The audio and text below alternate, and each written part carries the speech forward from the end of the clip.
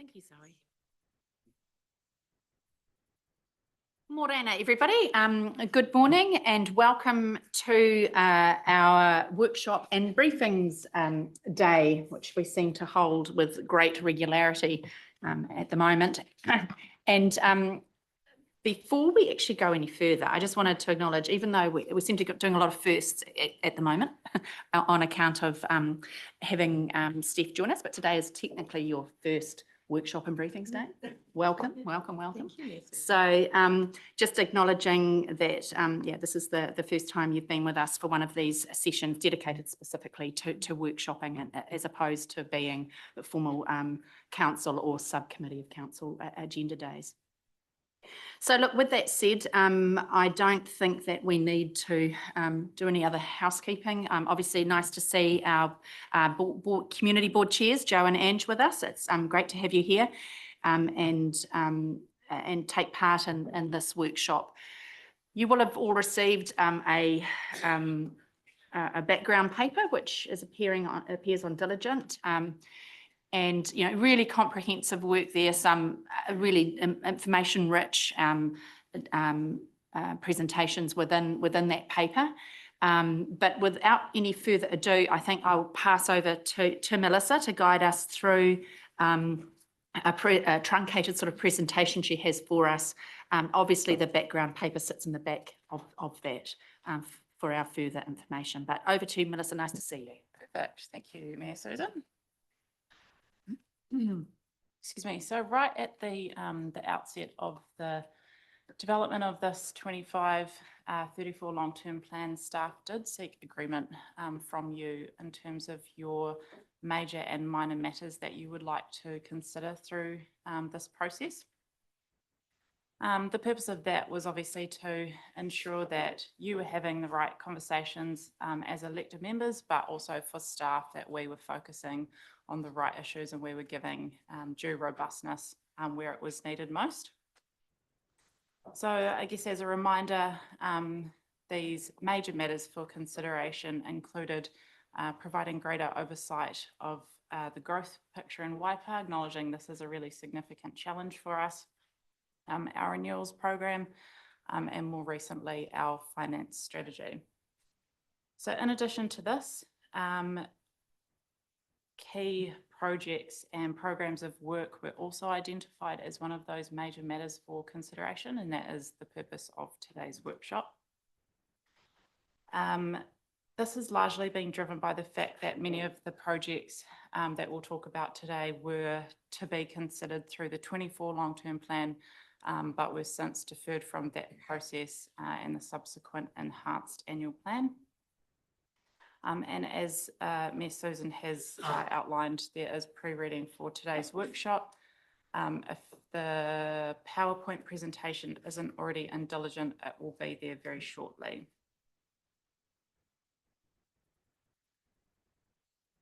Sorry.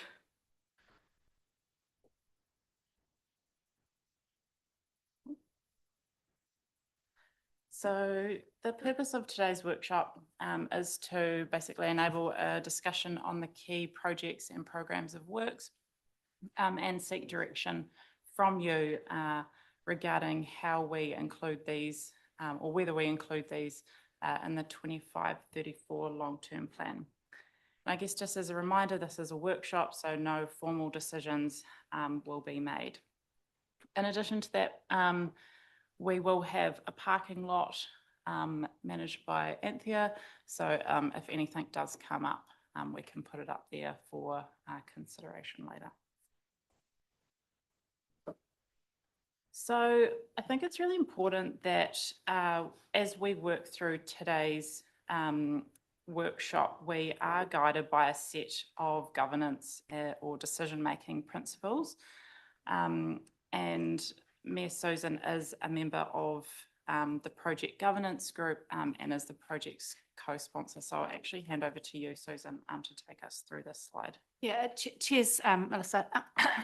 I won't read it all out to you, and I don't mean to sound sort of patronising or teaching you all to suck eggs, but I just think it's a really important scene setting reminder of why we're kind of here, just to check in and through this as we commence these discussions to reinforce the fact that we need to be looking to the horizon. Remember the notion of the fact that we're not making decisions for directly tomorrow at the end of our shoes. I'm asking us to raise our eyes to the horizon a little in terms of development of the LTP. That's what good strategic decision governors do.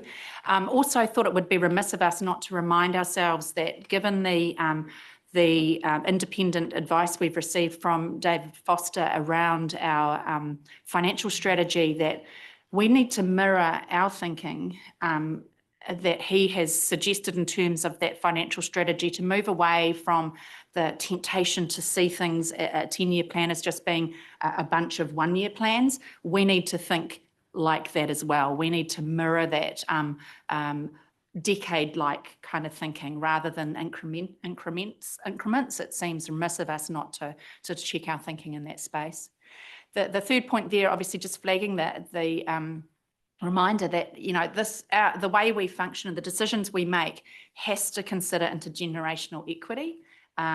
It would be remiss of us to load certain generations with ridiculous amounts of debt for the benefit of one generation. So that needs to be something that we need to consider in terms of how we fund and who gets benefits from projects going forward. So intergenerational equity and fairness, really big thing that needs to sit at the back of our decision making process as well.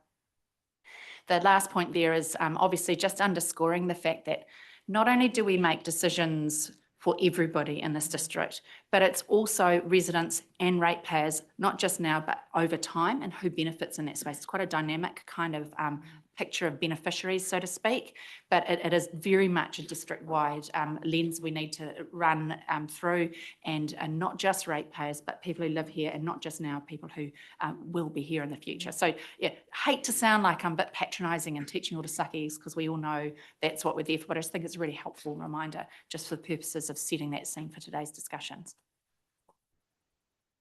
Perfect, thanks, Susan. And I suppose just a reminder from me, so at the commencement of the 34 LTP, we did have multiple workshops around the strategic framework, which did actually result in some minor amendments, these being the inclusion of Ahuaki through that middle band, sitting below the community outcomes and above our external strategic priorities. You might have to get out your microscope to read the next part. So for the external strategic priorities, there were 2 amendments. So one new priority was added, which was caring for and valuing our environment now and into the future. And the priority around climate change was amended to say responding to climate change as opposed to preparing for climate change. So just a reminder that we'll use this to keep guiding the discussion as we work through today's workshop.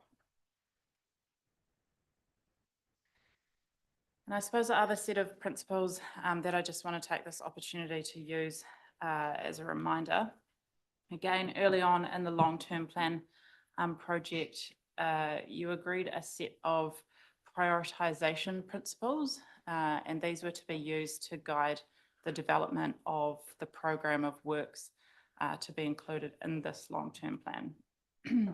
So I guess if you think of these principles in, I guess, a little bit like a food pyramid, so the things at the bottom keep us in good health. If we get those right, then we can kind of move on and have a little bit more of the next layers, and obviously the treats being at the top, the stuff that we get most excited about. So I think that kind of is a nice comparison to how I'd like you to look at these prioritisation principles. And again, as we go through today, I'll keep making reference to these principles and the strategic priorities from the previous slide.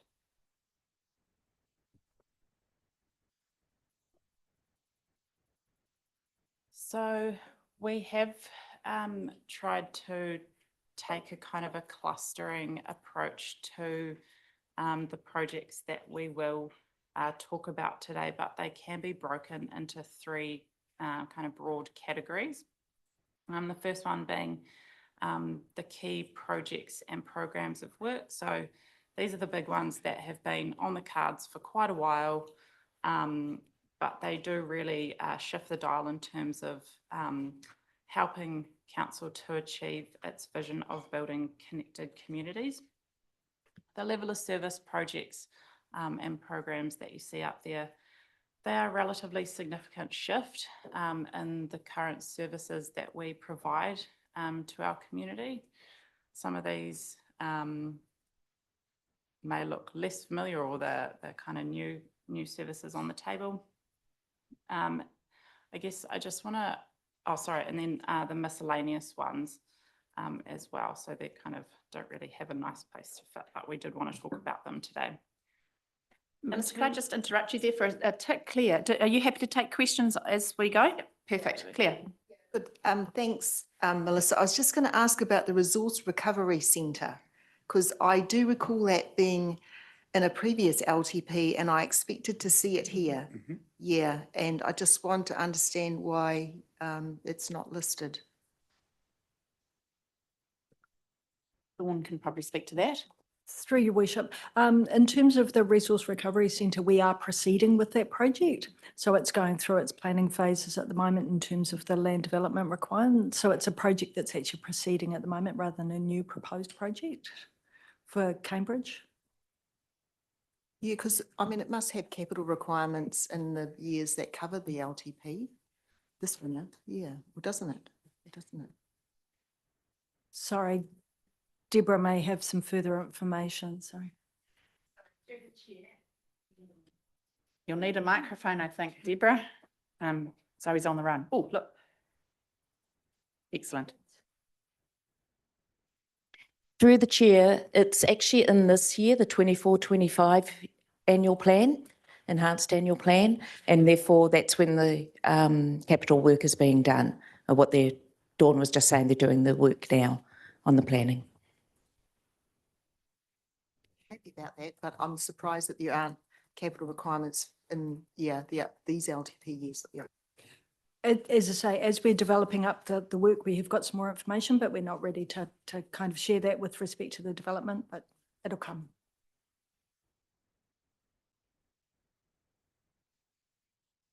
So just the last one up there is Cambridge Connections. So the timing to have that discussion with you didn't really fit into today's workshop, but just noting that we will be having a further workshop like this focused on Cambridge Connections.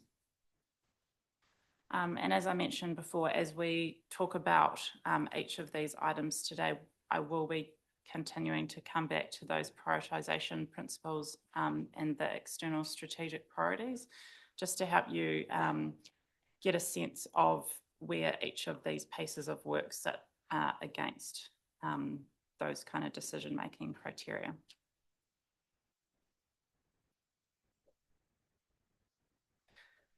So the first big one being Te Arawai. So this is not an unfamiliar project to all of you, but essentially the project seeks to deliver a new museum in Te Awamutu that does have a real focus on telling the history of the Waikato land wars, amongst other things.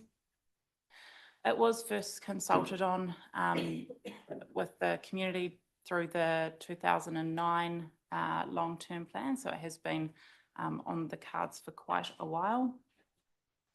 The project is now estimated to cost 33 million, although noting that through previous discussions, a relatively large portion of this was to be funded externally, or we're at least seeking financial assistance from external parties.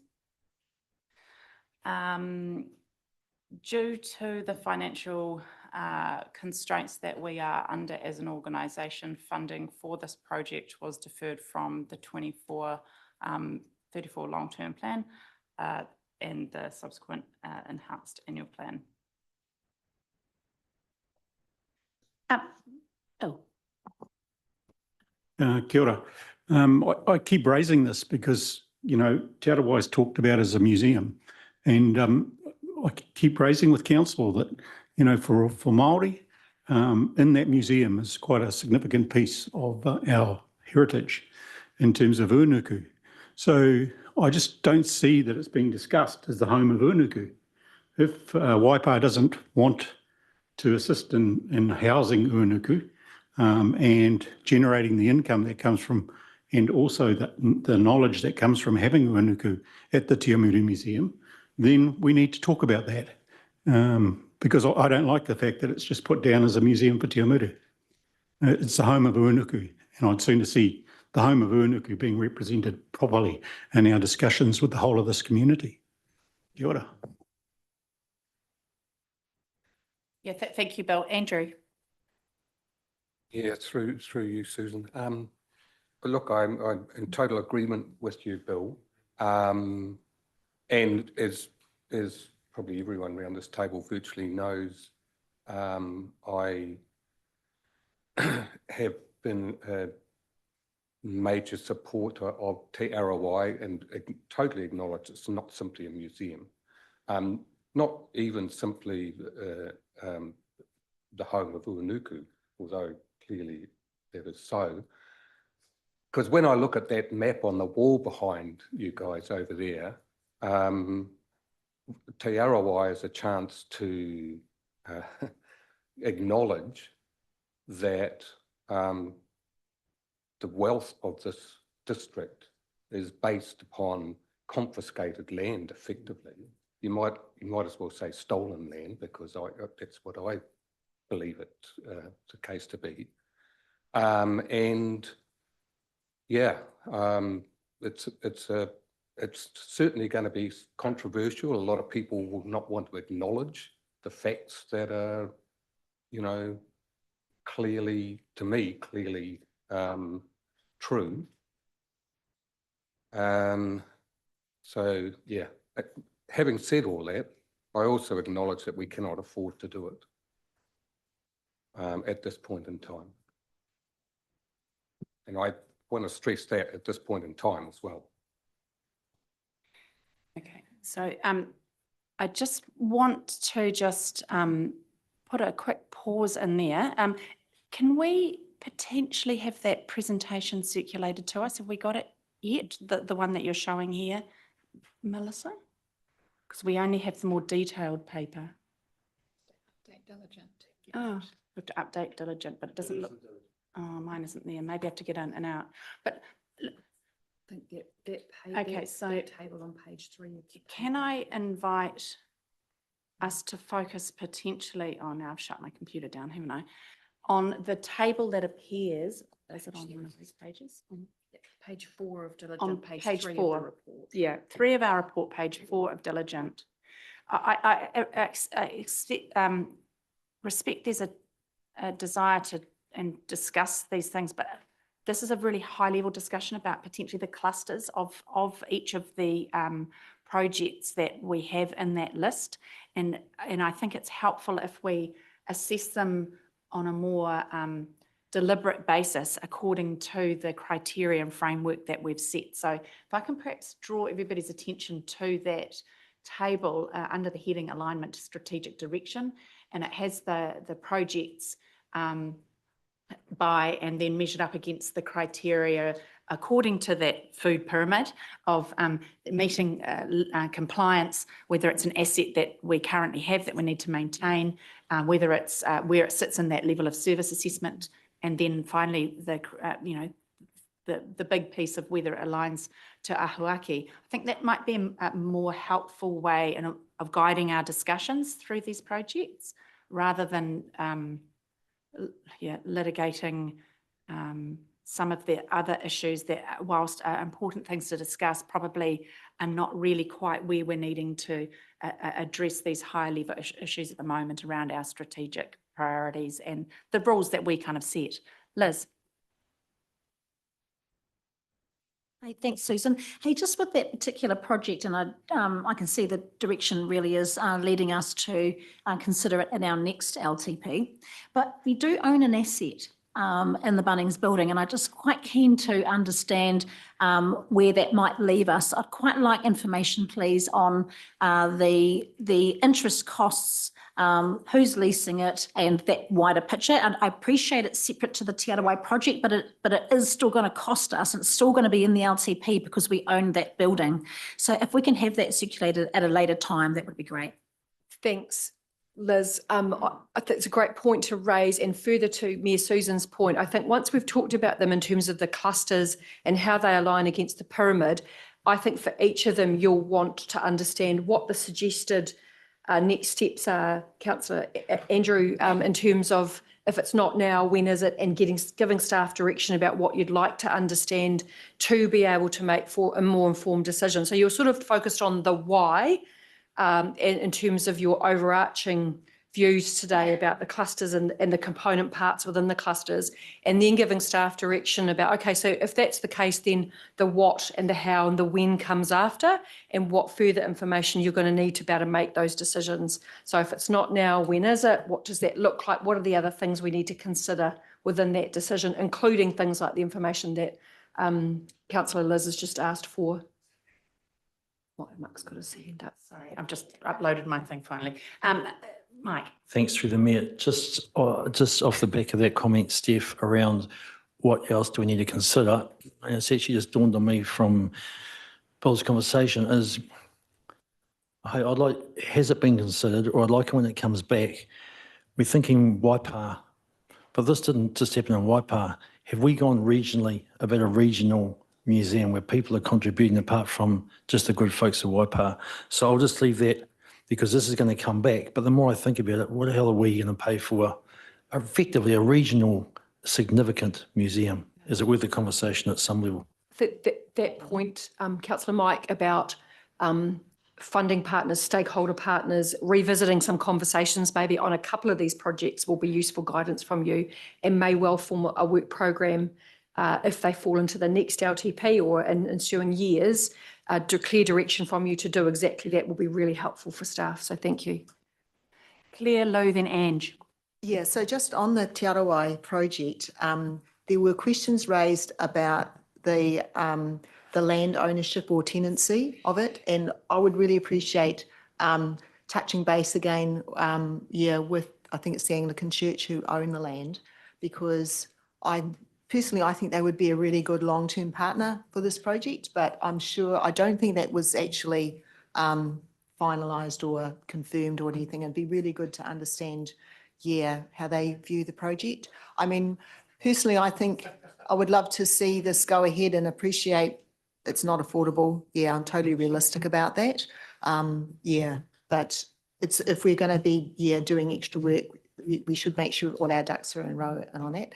And I also want to acknowledge Bill's question about Uanuku. It'd be good to get confirmation that the existing arrangements for upgrading the existing building are actually going to allow it to be displayed. It'd be good to just have that covered off. Yeah, thank you. Sally, you might just want to answer that just while it's on the fly. These are our roles. Yes, if I can answer that through the Mayor, that in terms of the upgrade of the existing building, that is underway, and that will then allow the taonga to be on display again as it was previously. So yes, that is still the course of action. Is it on this point, Andrew? Cool. Yep. Yes, just page 13, there is a note that says the Bunnings site lease costs are fully offset by the commercial lease arrangement in place. So there may be a little bit of interest cost, possibly. That's the one I want to know. Cool. Lou, and then Ange. Quickly, I think most of my questions have been answered, but the fact of life was that we have a fractured museum at the moment with Rickett Road and Road Street. So that we need to look at that as in the immediate future. We're going to have to relocate again. There's all costs involved with that. And the biggest thing is that Te Arawai, we're not actually cancelling it. All we're doing is putting it out to the next LTP. And I think in this current economic environment where things are very, very difficult, I think that's a positive. I really believe that we need to be aware that our own rates at the moment are running at record levels. Okay, the ability to borrow at the moment is quite difficult. So I do think that, we do to lead, but to Bill, I would just answer the question. We're not cancelling it. All we're doing is putting it back 27, for 27-37. Thanks, Ange. Thank you, Mayor Susan. I just would like to tautoko both what Bill and Mike said. I think, Uanuku is central to this. He's a very, very important piece of taonga. And that alternative funding, if we can work together with other Waikato districts, like Matamata's got Hobbiton, could we have the Te Arawai? But just as a quick example, I actually just wanted to ask, on here, it says the CAPEX is 21.2, yet it's 33 million. So which one's right? And then I'll just quickly whip through because I've got a couple of things.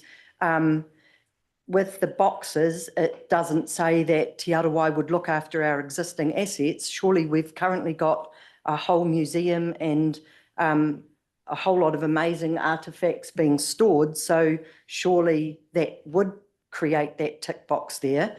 And also that it's maintaining, we have a cross in maintaining levels of service. So we currently are providing the service through a museum, and this is going to be an expansion of that concept. So surely that also ticks that box. Those were my couple of queries / Sally can answer that, and then I want to actually hand over to Kirsty at some point. So I'll just clarify in terms of the costs that are up on the board, just through the mayor. So that the total project cost was 33 million. There was a component of 9.5 million that was the external funding, and so that's the difference. In terms of the other questions, I'm happy to hand to the end of the table. I just want to explain in terms of the crosses, I guess more so the ones with the asterisks, because they're not, it's not entirely clear what's intended there. So the crosses with the asterisks acknowledge that those projects, so taking Te Arawai as an example, our existing heritage offering in Te Awamutu, we acknowledge that it's below our target level of service. However, to deliver this project in its current scope would be an increase to the existing level of, the target level of service, which is why it doesn't align to the principle, because it goes higher than our current target. So I just wanted to explain that. Thanks, Melissa. Can I potentially hand over to Kirsty to explain that table? Because I think if we get an understanding of that table, where the groups or the clusters sit, and that might help demystify some of the conversations we're having, and also answer some of the questions that may be coming. I note that you've got your hand up, Roger, and I note that Del Marie wanted to be heard, but I think it might be helpful if Kirsty just addresses that table before we move on.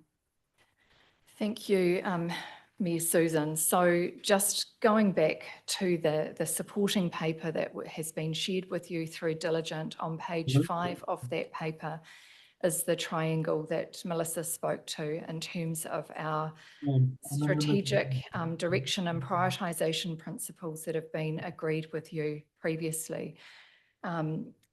This is about supporting our legislative and compliance requirements, looking after what we already have, maintaining our existing levels of service, and alignment to Ahuaki and the themes that have emerged through that.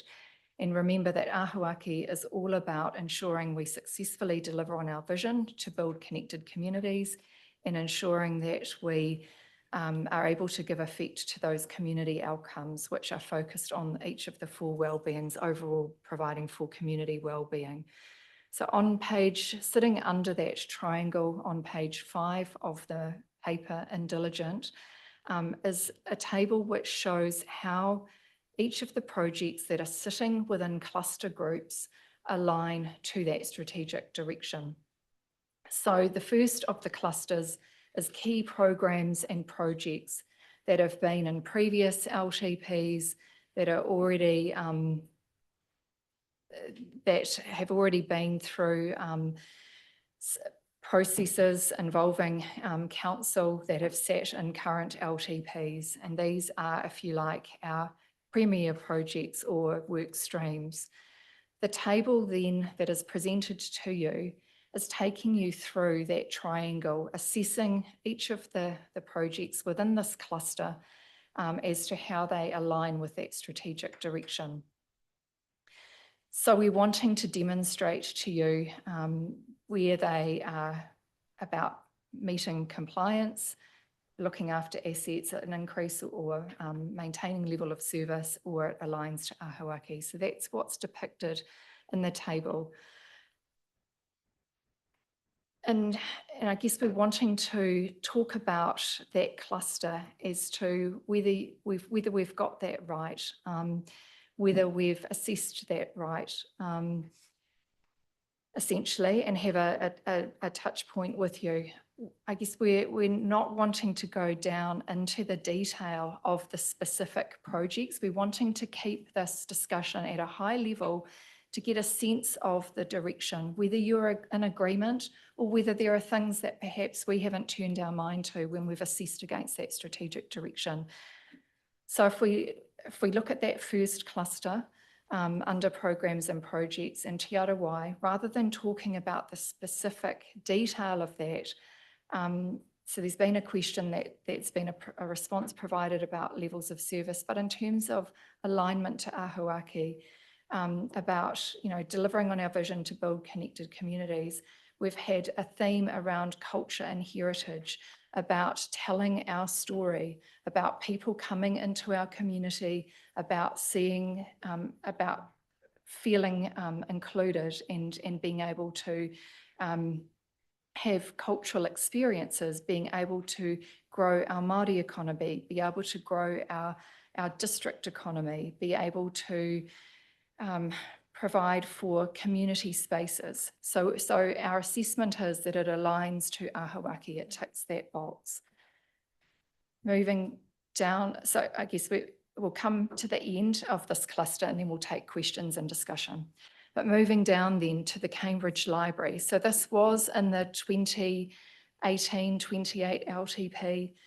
It doesn't feature in our current LTP, but we know that through Ahuaki, through the engagement with the community in Cambridge, they've asked us for, again, places of connection, places where the community can come together, opportunities for learning, opportunities for community spaces.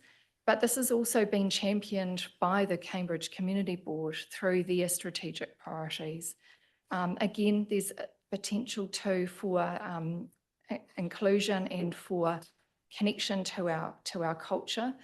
It's about looking after our assets. We currently have a library within Cambridge, so we say it meets that box. Does it maintain, are we currently maintaining existing levels of service, or there's no new levels of service added? Well, actually what's been generated through the business case is that it will potentially lead to an increase in levels of service. We're not currently meeting them, but potentially it will, because we're looking at potentially bringing in that hub opportunity. And does it align to Ahuaki? Absolutely it does. That responds to what we heard from the community. The next one there, the Cambridge Town Hall, and obviously that's a council-owned asset. We've established a community trust. We've entered into, they've gone about and brought in professional people. They've developed their own strategic plan. This is very much about looking after what we've already got, and about maintaining existing levels of service, and about aligning to Ahuaki, again, culture and heritage, that place of connection. How we've, looking at the connection to our green spaces, looking at accessibility for our communities, looking at the makeup of our community and how those different parts of that community access facilities. So we've signalled that it meets three of those criteria there. The Te Awa Mutu to Pirongia Cycleway. This has been a long-standing project through the 21-31 long-term plan. That was a consultation topic. As you know, started at phase 1 and then the additional phases of that project. What we've heard from our community through Ahuaki, very much a focus on cycleways and walkways and opportunities to connect our community spaces, to connect to our natural environment, our cultural offering, really benefiting this western side of the district. So there was feedback, particularly in Pirongia, around cycleways and walkways and bridleways accessing our natural spaces. So we say that it very much aligns to Ahuaki. There was also a focus around transportation and about alternative modes, getting people out of cars, being able to also potentially in the future expand on this project and enable people, commuters, to be able to access employment opportunities, to be able to grow our economy. So all of those reasons it aligns to Ahuaki. And then the urban cycling projects. So we have undertaken some of those within our key towns.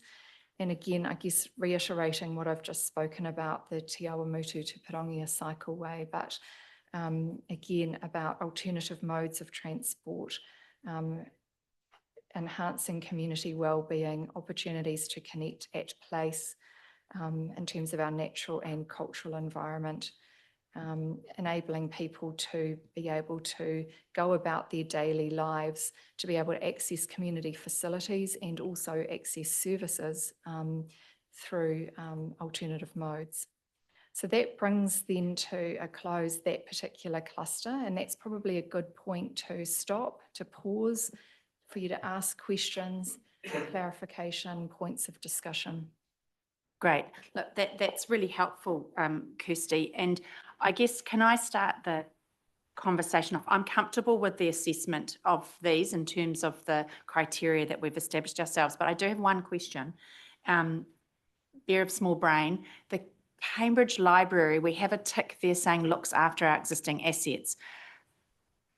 The CapEx spend and the notional proposition there is to build a new one, right? So how does that effectively mean we get a tick in a looking after our existing assets? I'd like to understand that. Yeah, good question. So a preferred option for this project hasn't been selected, and the feasibility study did explore a range of options in terms of using existing sites or exploring completely new sites. So that tick in terms of looking after our existing assets would speak to if a full refurbishment of the existing site did come out as the preferred option for that project. So when it comes then to the X, the cross with the star, that was the increased provision over the current level of service. So is that proposition then that if we did a tart up of the renovation of the current building, that there would be an expectation that the provision of level of service from that would surpass where we're currently at? That's kind of how I read that. Yeah. I'll come back to you, Liz. I'm just trying to understand if I got this right in my brain is what I'm asking. I suppose it, yes, you've got the thinking right in terms of the X with the extra asterisks. I guess the problem with this project is we don't have a preferred option, and so each of the options that are on the table kind of mean different things with respect to this assessment. Excellent. No, that's good. I'm glad. Yeah, it's not just the one option; it's a range of things. Liz, thanks for. Yeah, and my question is actually very similar. So the existing Cambridge Library has had structural issues. There's been a crack right through the middle of the floor. I've seen it. So what I'd like to know is, has a recent assessment been done What is the cost of any further structural issues so that we can understand the bigger picture and just kind of work out what the plan is, I guess, going forward. Oh, Dustin's coming to the table. Good. I think, yeah, sorry. Sorry. Can I just maybe suggest that we park that, because it's a really good example of the information that you need to have going forward to make considered decisions. So against the cluster, great question of the component parts. So Anthea's just, for those on screen who may not be able to see, oh yes, you can see Anthea. Yep, she's putting that into the parking lot. Excellent. Claire.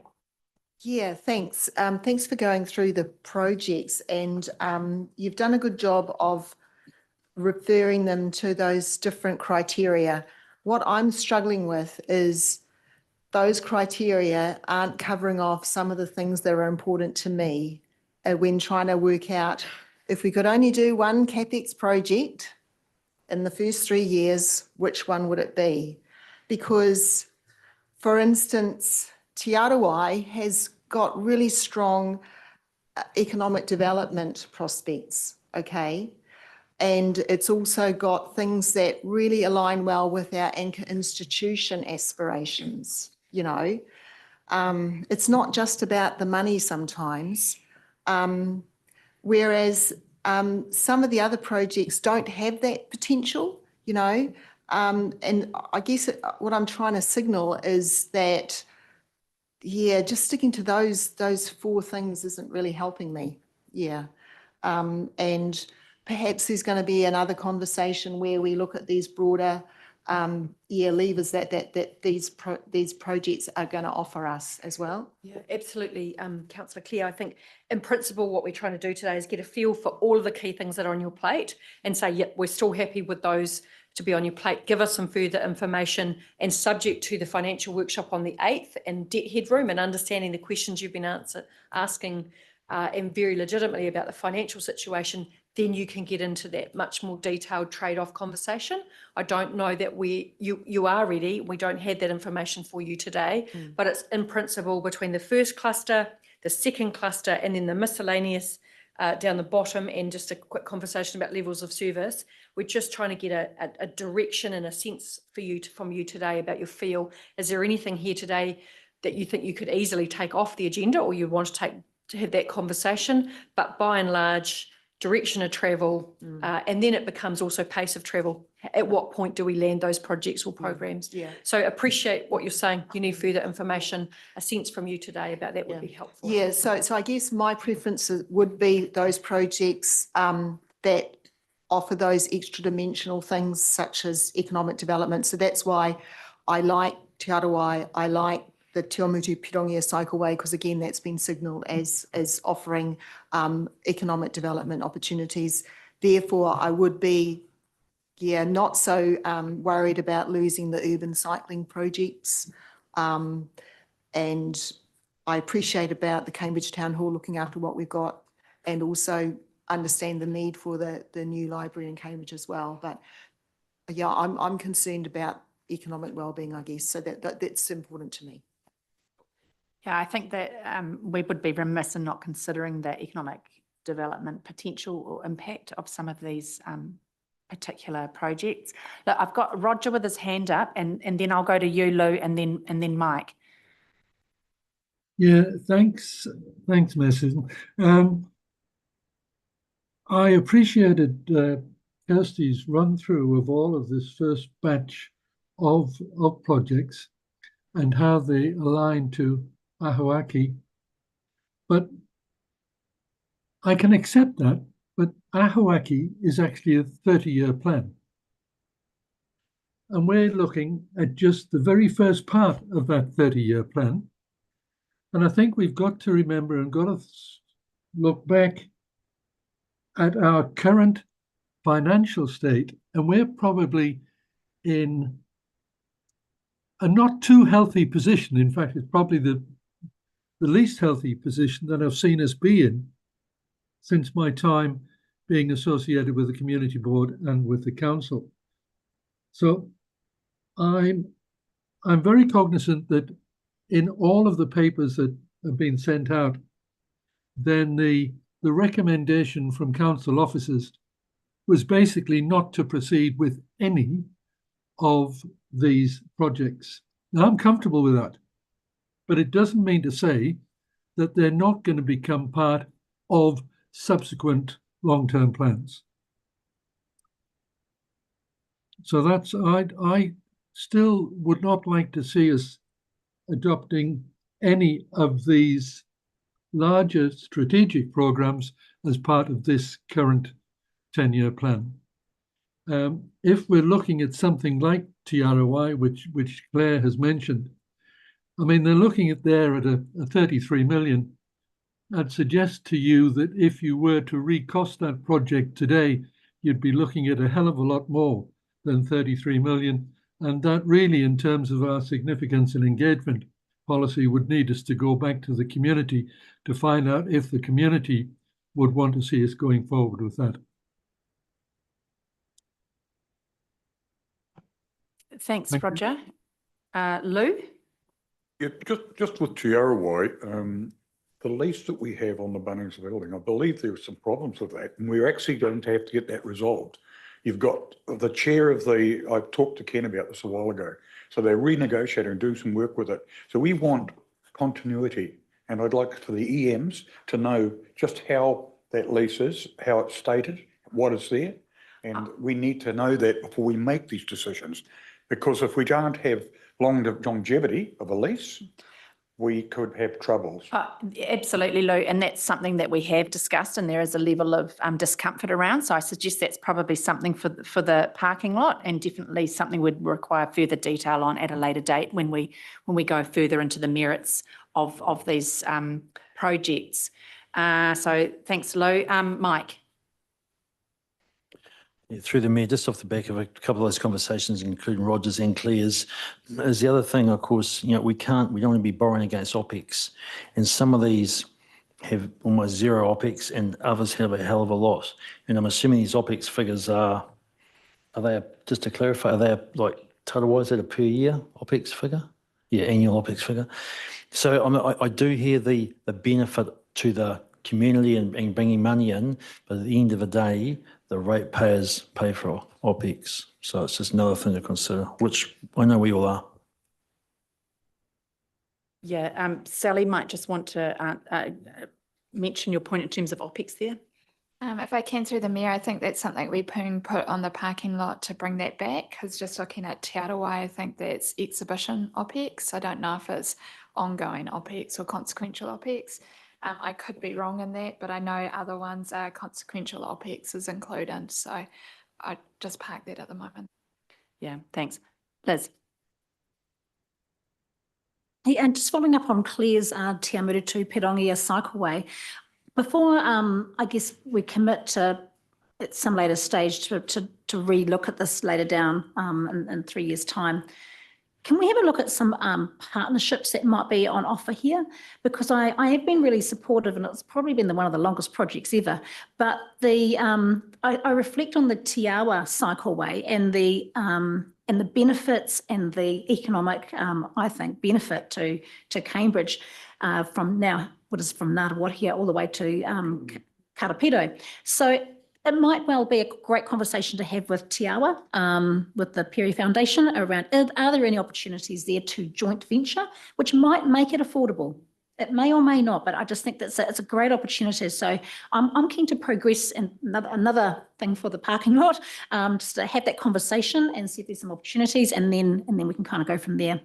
Another one, and this will be the last one. So Cambridge Town Hall, we have some real obligations there. Obviously, we own the building, but for me, the conservation aspect of the town hall is really, really critical. And I managed to find from 2008 The Opus Conservation Plan it was a document that we created. Like I say, it's quite a big document if anyone wants to read it, but it's important that we look at the town hall and the important aspects of it. So I'm going to hand this to David and he can have a read of it. And then I just think I'd like to understand from an expert what are our critical obligations in regards to our heritage for that building. So that's just another piece of work I'd like to see, and another one for the parking lot. Thanks. Excellent stuff. Any other questions or observations people wish to make about that first cluster? Damarie. One point, because I've been listening to Councillor Pettit about the economic part of all of this, and I just want to bring up New Zealand's art and creative sector contributes 14.9 billion to New Zealand's GDP, or 4.2% of the total economy. So I just want to put those figures in our heads when we're thinking about creative and investing in a creative sector, because we had lots of problems when Te Papa was in concept. Nobody wanted Te Papa. It was going to be too expensive, and look at that big baby now. Kia ora tātou. Yeah, just what you've Mike. the other thing, I can't remember who brought it up, but it was around the water tower. And so it is sort of, though it's not in here in this first part, but it sounded to me from earlier conversations that well, from conversations, there's the option of $8 million or $6 million to actually keep the thing, or 800,000 to demolish it. Yeah, it's a pity we haven't got some more, and I know you haven't got it, some more real clear guidance on which way this might fall, because this is yeah, well, it'll fall away from Rest Haven, but because I checked that out yesterday, but it just has a big impact on possible projects.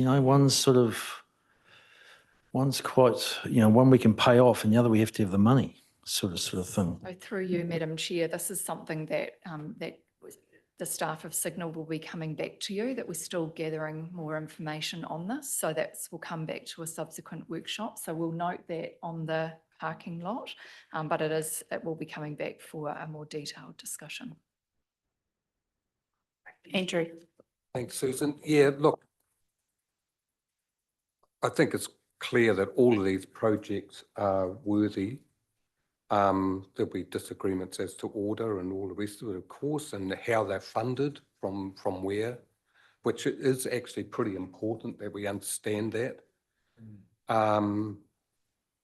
But clearly we can't afford to do any of them in this long-term plan. And I'm not just talking about the first 3 years. We can't afford to do any of them. We can have another look at them in 3 years' time because things change. But at this point, right through the 10 years, we would be in danger of exceeding our debt limits, which we cannot do. So, yeah, I feel that's where we are. Joe. Thank you, through you, Susan. And firstly, thank you for having community boards involved in these workshops. It's so good for us to not only understand the process kind of from the inside, but also be able to feed into them. So thank you very much for that. And also this report I found was really well written and really easy to understand and straightforward. I really liked that each project had its own page, and I liked the table, and everything made a lot of sense. So thank you very much. You'll know that the community board has been the squeaky wheel on the Cambridge Library. Every time I come and see you guys, I mention it. It is our #1 strategic priority, and it's something that we have advocated really strongly on. And we, looking at that table, to me, the Cambridge Library really jumps out as the one that has a lot going for it. And we would gently suggest that it's not meeting its service delivery target at the moment. Those library staff do a good job, but we don't feel like that space is serving them or our community. And we would really like to see the library project continue in the LTP, but we are also really realistic of, the financial situation that council is in. Although we'll be, still encouraging that a library comes, soon for our community. We also wouldn't want to put our community under any further pressure from those rates increases. So we will just be hopefully encouraging some lower cost options to make sure that our, community members enjoy their library experience, and things like land acquisition, etc. Thank you. Yeah, thanks very much, Jo. And look, it's part of our 2.0 reset, right? Having community boards around our table and having the perspectives of those specific towns play into and inform our thinking. So 100%, this is your table as well, right? Cool. Hey, any other discussion? Otherwise, I'm just going to try and summarize this little bit if I can, and then perhaps put a suggestion into the mix. No, hey, look, what I'm hearing, and throw your microphones at me if I've got this wrong, but what I'm hearing is that whilst as a group, we're really still committed to those coming to fruition at some point, because it's something that has been planned for quite some years now, by and large, in terms of most of those, but that we acknowledge the financial constraint we find ourselves in right now. And obviously the discussions around our debt headroom piece is still yet to play out. But there is a comfort level to continue to commit to them for consideration in the 27-37 LTP, if you're nodding heads. Obviously, that's a discussion to be had then. However, I guess that's sort of, if we're comfortable with that kind of summary, some of these are projects that have sort of complexity and scale that can't kind of really go on ice indefinitely. And I guess if we're honest about committing to them coming to fruition at some point, there may need to be some, it's much lower level of ongoing planning and work, like Liz has sort of suggested in terms of, have we explored partnerships around, that stuff doesn't happen for free. So I guess my question is, subject to there being an appetite around this table to understand what sort of lower level amount, I'm not very good at finding the words today, but is there sort of a much reduced sort of operational spend that can be slotted in or provided for or agreed to in respect of some of these, but before we look at the substantive projects in 27-37, because if they go off the boil, they'll go off the boil and they may be lost. And the example that Liz used was really good. There may be other really valuable partnerships and things that can be explored that will make these come to fruition more readily. And if we basically close up shop, delete the folder, that's not going to be progressed. So I don't know, I'm sorry, I'm really not explaining it particularly well. It makes sense in my head, but I'm probably not getting the words out right at the moment. Do you want us to come back to you? So can staff with come some back to us idea with, on that? assuming that everybody's comfortable with that proposition, can we invite staff to come back with a suggestion around what those costs, which would be much lower, may well look like? Andrew? Well, yeah, I actually am quite happy with that suggestion. I was going to say, I don't think Te Arawai, Cambridge Library, Cambridge Town Hall in particular are going to go away, even though we can't put them into these 10-year, they're very visible. I'd also include the cycleway in that, hopefully. So, but yeah, I'm very happy for them to be kept, bubbling along. Thank you, Andrew.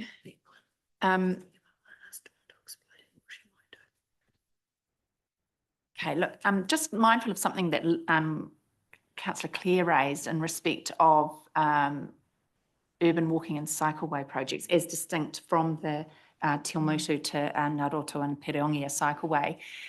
Can I ask Dawn potentially, I don't mean to put you on the spot, but I know that there was sort of some discussion had at an exec level around not alternatives, but further thinking around what those projects could look like going forward. Cool. Thank you, Your Worship. So we made an earlier commitment to our urban mobility working groups that once we'd kind of progressed with the completion of those projects funded under the Climate Emergency Response Funding, is that we would start to develop up what does a plan look like for the future, acknowledging that that funding had pretty much enabled us to build a 10 years worth of infrastructure over a very short period of time. but that there is some real benefits in terms of doing that planning work, getting an agreement with our community around that, and then who knows what the future holds in terms of those opportunities that could come up, either through growth, housing intensification opportunities, those sorts of things that we can then leverage. But, you know, looking for that opportunity to continue to at least do that planning until we're able to progress things. So yeah, that's what we would be looking to do, is to incorporate funding for that planning work. Liz. Again, just referring something to that Claire said earlier around the urban cycleways, I'm really happy with where the work that we've done to date. I think there's a lot of fatigue in our communities as well. It's probably my least favourite item in the list at the moment in terms of progressing it in the near future. Certainly we want to revisit and continue the great work that's been done, but right now I think there's probably other priorities. So for me, I prefer to see that a little bit sort of down the list.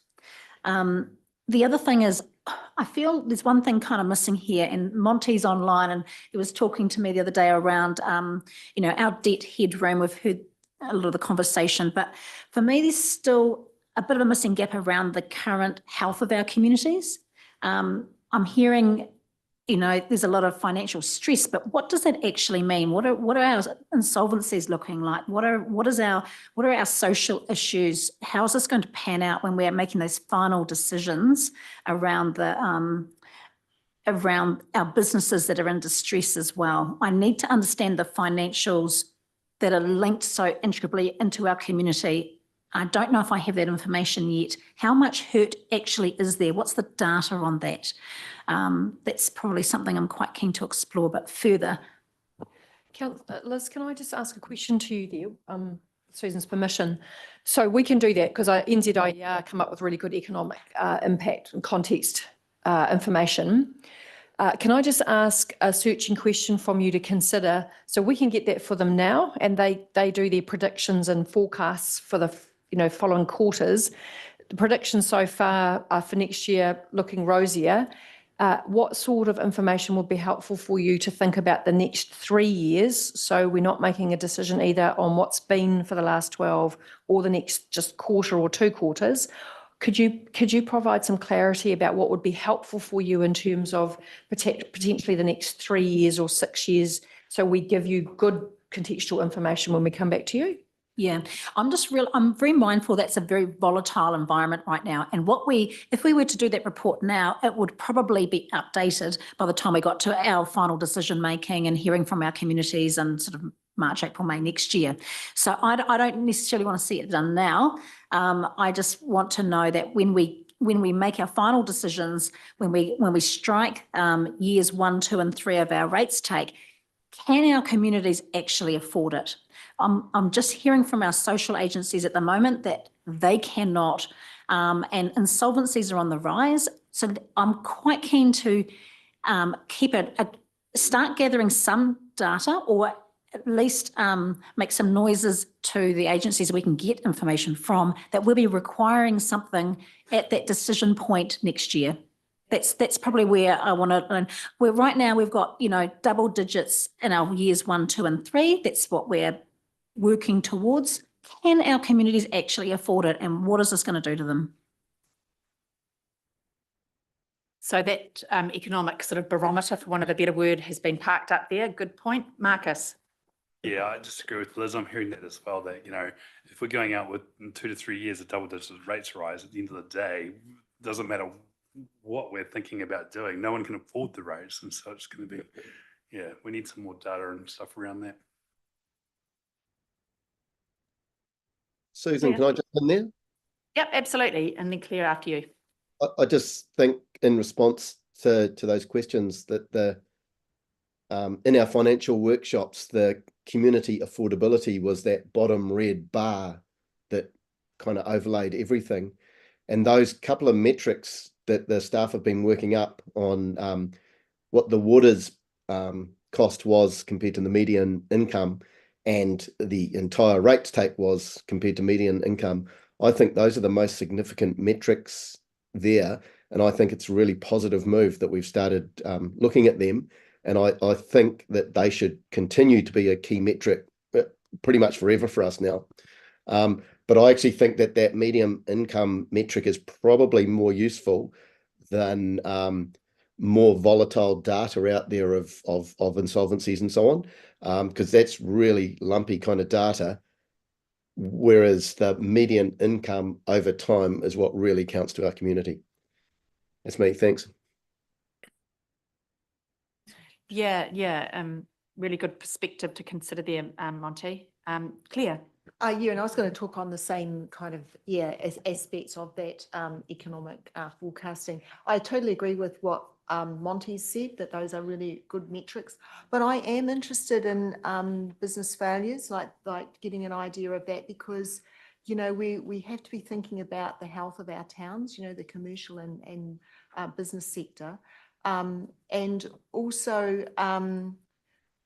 the forecast increase in wages, you know, and interest rates, which we usually get the interest rate forecast and things like that, because that would give us a bit more visibility on, that future affordability, I think. Yeah, I'm also interested in like the time it takes for employers to fill a vacancy and things like that, because that helps us understand where the, I suppose, the shortages are in skilled labour, and then where we might be able to help address those, or, you know, have initiatives in place. Yeah, so it's taking a broader view on the well-being of the employment opportunities in our district.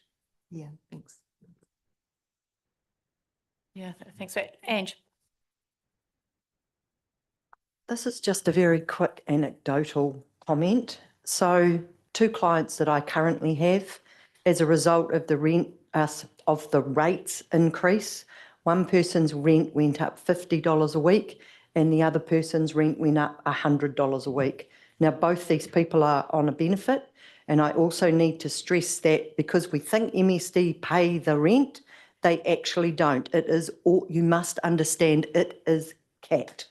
So they start bearing the brunt. So both of these families now have, just on their benefit, this isn't including family tax credits, but they now both receive just over $100 a week, one to feed a family of dad and 4 kids, and the other one is a mum and 2 kids. So this is where we're at. We saw last week, and this was an anomaly at this point, a 70% increase in our food parcels. And these aren't just people on benefits. They are starting to be people who are earning money on those minimum wage jobs.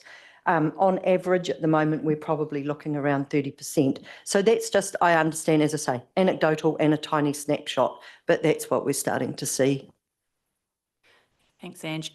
I wonder if we've probably discussed this cluster reasonably fulsomely. We've got quite a significant parking lot there in respect of those bigger projects, and I'm mindful that we need to break for a bit of a leg stretch and a wee bite to eat.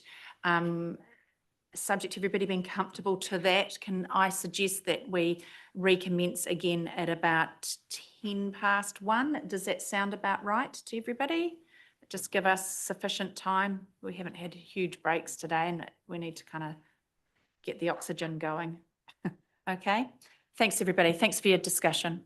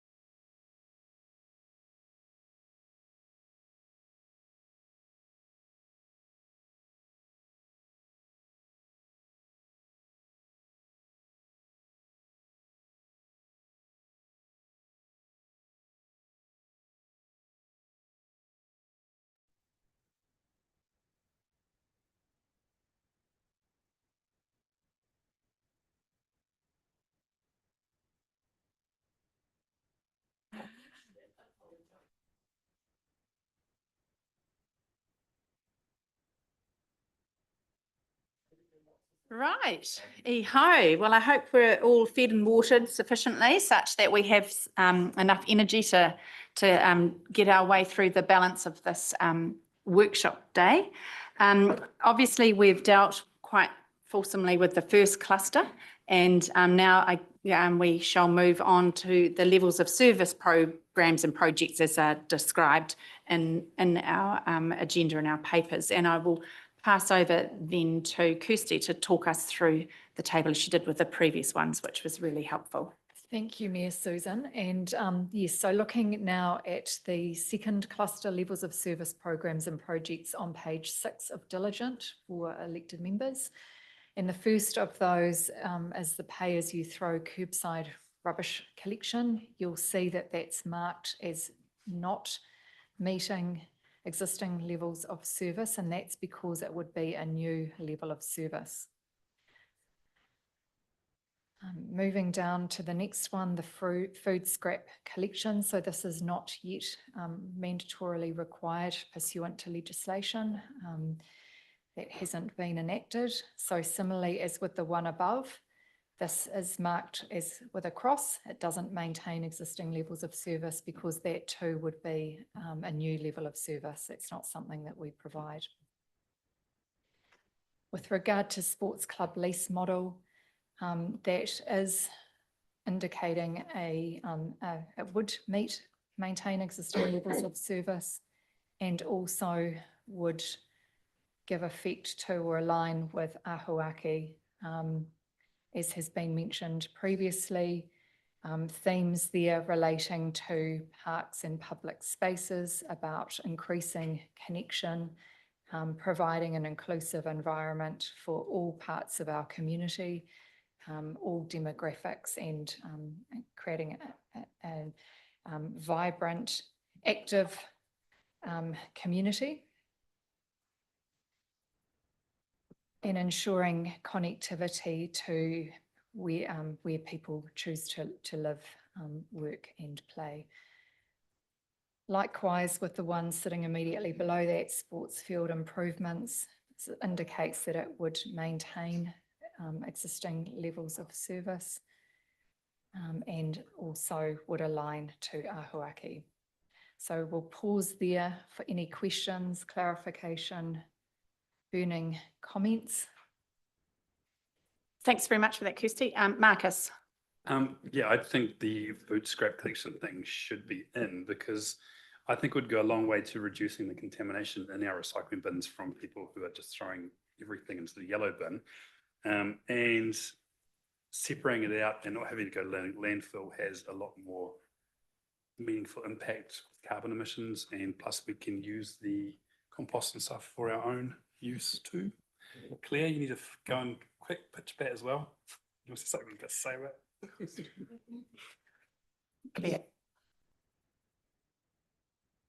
Sorry, yeah, I would also like to see pay as you throw, but I appreciate the difficulty with the levels of service, but I'm really struggling again because I don't think we could be given a full picture. I mean, I remember at a previous workshop, Roger signalled that we need to have a really good look line by line of all our operational spending and go through that. So I'm a bit perplexed that we've just got a very limited number of things that we're looking at.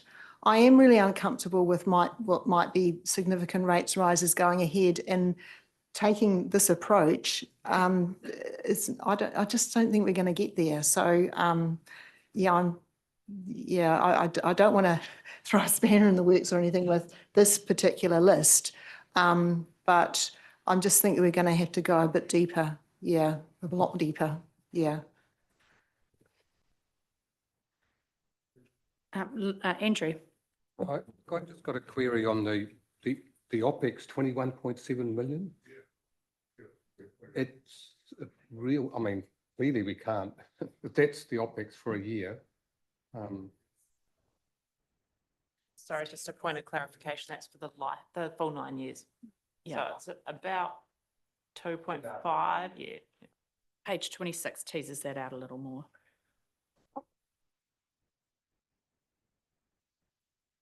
Any other input from anybody? Look, I've got, and Just very quickly, from a community board perspective, if there was any way that, you know, we could afford this, I think we would definitely support it because it is an important aspect of our strategic plan to support waste minimisation.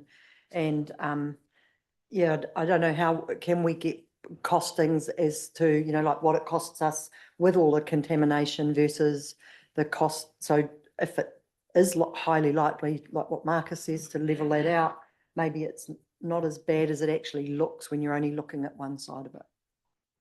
Okay. Anthea. That's a good question for a car park, I think. Yeah.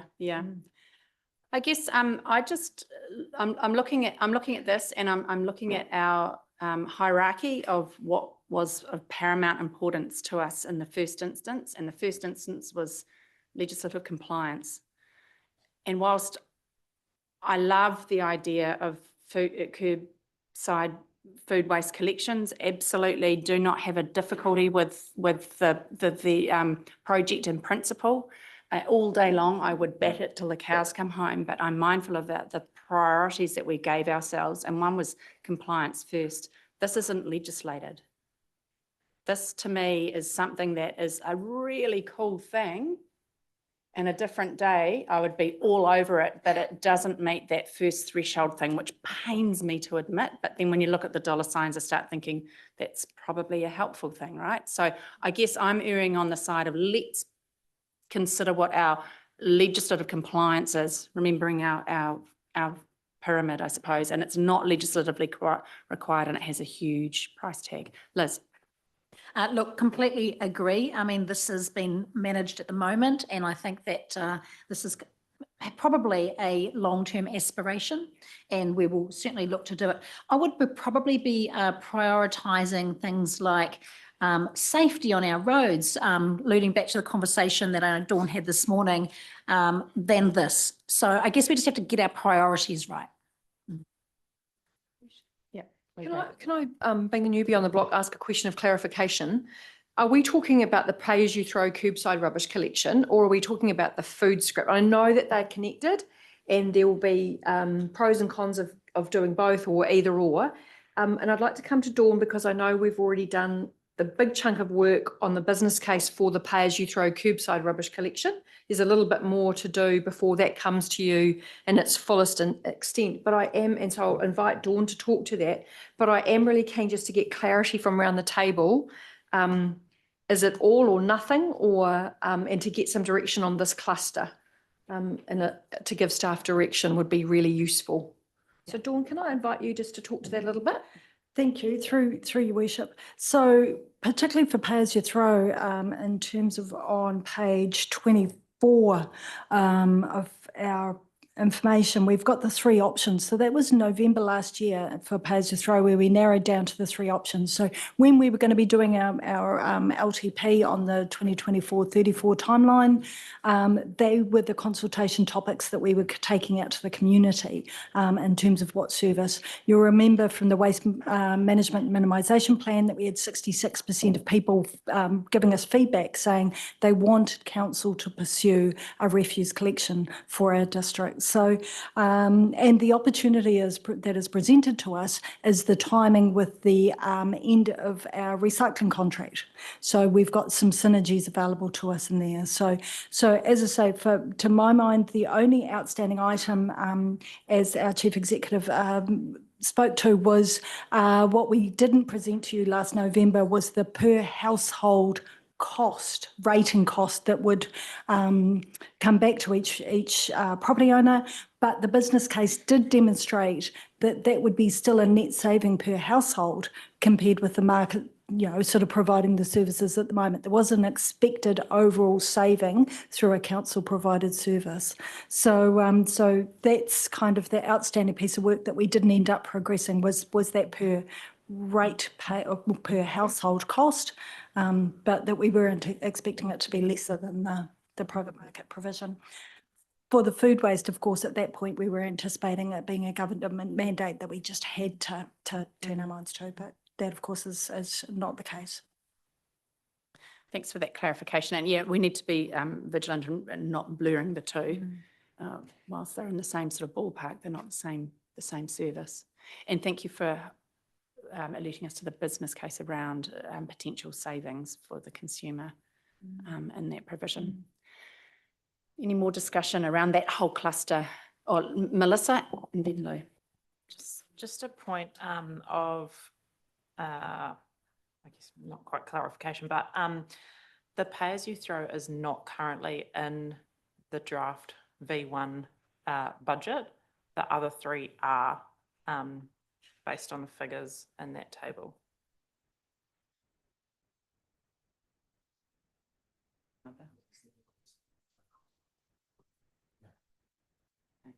Lou. Back on my hobby horse. About the leases, this is the club leases. We've got a situation out there that, who does this include? What does it mean? We've got a club at the moment which I'm heavily involved with. We've got over $400,000 worth of stuff on that ground. Lights that we just upgraded with LEDs. We've got electronic scoreboards. We've got all this equipment. Who pays the power? Who is going to tell us with 10 codes coming out of that club when we can actually organise? We have enough trouble now trying to coordinate with all the different codes that are operating there. How are we going to operate this? We've got this being done voluntarily and being paid by sponsorship.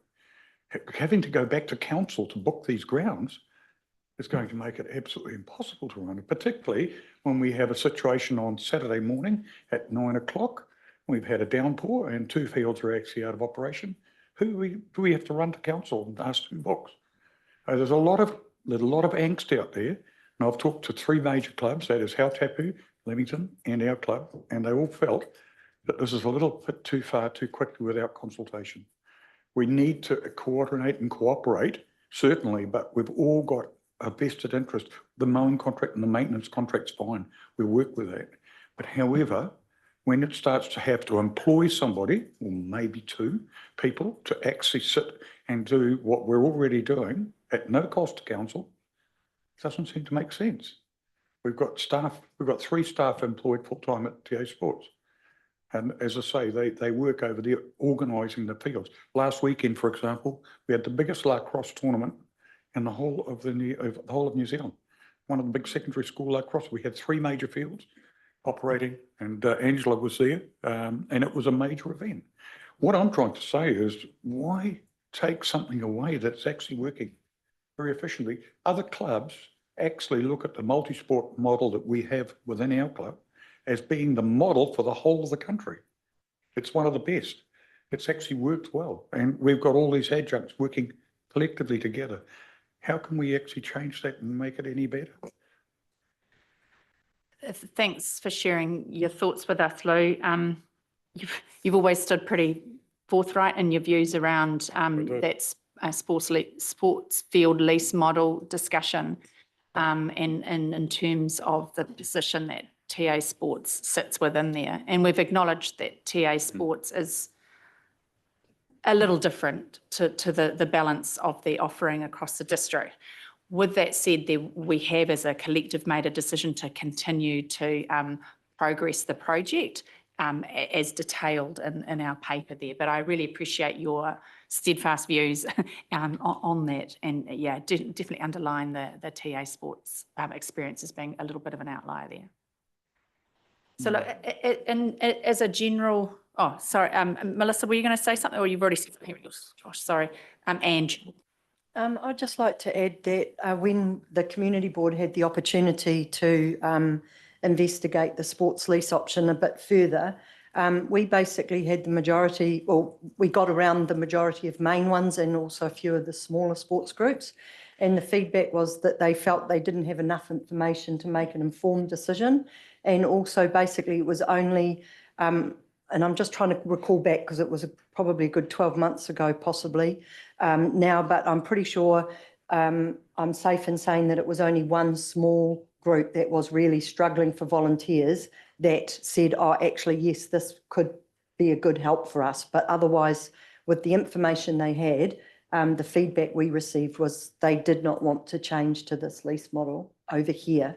I understand that lacrosse in Cambridge have had a bit of trouble, but being at lacrosse all the time, that hasn't actually fed through to the discussions at lacrosse. I'm not saying it's not a problem, but I had, until that document came out, I was completely unaware of that being an issue for them. I haven't heard their school team comment, so I don't know what they're doing as far as the men's team. But yeah. Sally, did you have anything you wanted to add in respect to this? I don't, just through you, the Mayor, I don't want to dive into the detail because that's not what this conversation is about. There has been a process followed. There is some very high level objectives of this piece of work. And I think there's just a couple of examples that have been given today that were considered as part of that piece of work. What's been identified in front of you is obviously a significant push out in terms of this piece of work, in terms of considering financials. And I think what was agreed around this table was to actually get that collaboration and coordination happening across all of our sports clubs. And that's what the councillors brought into to enable that to happen with this piece of project, this project.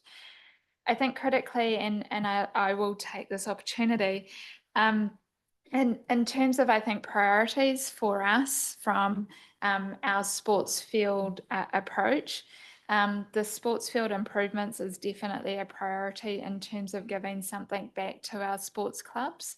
Those are things that we have put on hold through the enhanced annual plan because of the cost of those to do. So in terms of these two projects, and I do have Brad's support in highlighting that today, that this is our priority.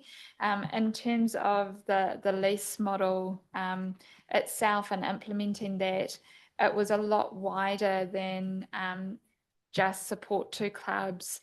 It was a lot wider consideration than that. So from a funding perspective, definitely actually giving the improvements to the sports fields, and which would enable greater play hours at certain peak times as a priority for our teams. Thanks for that, Sally. I think it's important to understand the officers' views in terms of what where they see the priorities in terms of where they rest for them. So it's an interesting lens to throw over it. Yes, Luke. Thing that I did an analysis, an ordinary grass field can only have 16 hours of continuous play per week. Okay, beyond that, the field deteriorates too far for recover correctly. So that's a limitation unless we do new pitches, etc., as you know. So I just wanted to raise that as well. So there is a limitation on ordinary grass to actually cater for everybody playing all the time. And not getting into our unique situation where currently our clubs within their lease is the grounds themselves.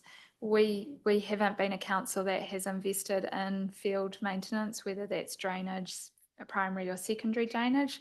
So that is what that project has done. We did 2 fields in John Kirkhoff Park in Cambridge. That was the first year, or the first ones that we completed, then placed that program on hold. You'll note in terms of the funding, the sports fields has been pushed out to year 4, and that in terms of the lease model review, that was pushed out to year 6. So essentially, you know, is within the next term of the LTP as well. Sports field improvements, I will clarify that within the paper that you have. The OPEX is a consequential OPEX requirement for the fields that have already been upgraded. Thanks, Sally. So I'm not hearing anybody screaming blue murder around the inclusion of the sports field, both the model lease project and the improvements. I mean, and I appreciate your honesty around where your prioritisation as a group sits. And I have to say that kind of I share that. I think it sort of plays to that looking after our assets of a paramount importance to begin with, for me personally. So and not hearing any people saying no, they've got that wrong. Should we park those ones? They're good. How about the waste minimisation items, or the pay as you throw? I mean, they're quite significant in nature. And I actually did have a question for you in respect to the both proposals actually, and largely around how they relate to that. Where are we? I've got it here. The table on page 6. So we've got pay as you throw and food scrap collections, neither of which have a tick in Ahuaki. And I kind of wondered whether that is correct, and tell me I've got it wrong, but in terms of the environmental aspirations in Ahuaki, do either of those or one of those or both of those deserve a tick? Particularly the food scrap collection. I don't know, I'm not saying it's totally wrong, but help me understand why it might not be there. And I guess longitudinally, if you extrapolate it out, maybe even the pay as you throw, if you think about the outcomes we're seeking from that is in terms of that reduced contamination, because we've controlled both streams of waste. I don't know, I'm probably being overly analytical here, but I don't know if anybody shares my thinking potentially in those spaces, and if they do, doesn't materially affect the way we see either or both of those pieces of work. I want to ask some questions, but I can't because it's contractual stuff, and I'll reserve my partai and comments for offline. Thanks for that, Dale. Kirsty or Melissa, did you want to try and respond to my ranting, my ravings there? Just thank you, Mayor Susan. In respect of the query as to alignment with Ahuaki, I guess in the bigger picture, in terms of environmental aspirations, achieving that, our community outcome relating to environmental champions, the work that's being, I guess, promoted through Ahuaki in terms of development of a climate change strategy. Yes, I guess in the bigger picture, but in terms of direct impact, not so much from these projects, but part of a bigger picture, yes. And I'm sorry, that's not particularly articulate or clear, but in terms of, will feed into other work that will come from Ahuaki, such as the climate change strategy, emissions reduction, etc. Protecting our natural environment, obviously, that is something that is highlighted within Ahuaki, protection of our waterways, protection of our natural features, and those things that we hold dear, our highly productive lands, our waterways, peat lakes, etc. So yes, in a bigger picture, but not so that I can pinpoint it to a particular intervention other than that climate change strategy and in time the environment strategy. Yeah, great. Look, thank you for that. I was wondering if I was so over-analysing and extrapolating out to the nth degree, and I appreciate your response. It's helpful. Hey, Susan, can I jump in? Yeah, you can, Monty, and then Claire. Thanks. Sorry, I had to see from here who's got hands up. Hey, just following on from your question and Kirsty's response, I think that aligns to Ahuaki heading. It's a really, really blunt one. And this table as a first go through is kind of useful, but I'm sitting here thinking about how much it's helping us prioritize or not these projects. And I wonder if we could, without losing, the sort of overarching nature of the table, drill down a little bit more than just aligns to Ahuaki by looking at what community aspirations or outcomes are going to be advanced by these particular projects. So, yeah, I'm kind of with you, Susan. I actually just had, while I'm speaking, there were 3 points I had on this table. One, the kind of detail that Melissa, you've just been filling in, like which projects are in V1 version 1 budget and which aren't. That would almost be useful just to have in here as well. Second point, I'm not sure that the red crosses are really working. It's, because they're only coming in under that box, maintains existing levels of service. It's not in the first two. So maybe I just invite you to reconsider that. And thirdly, that Ahuaki comment, that whether we can get a little bit more granularity than just a tick or a not for aligned to Ahuaki.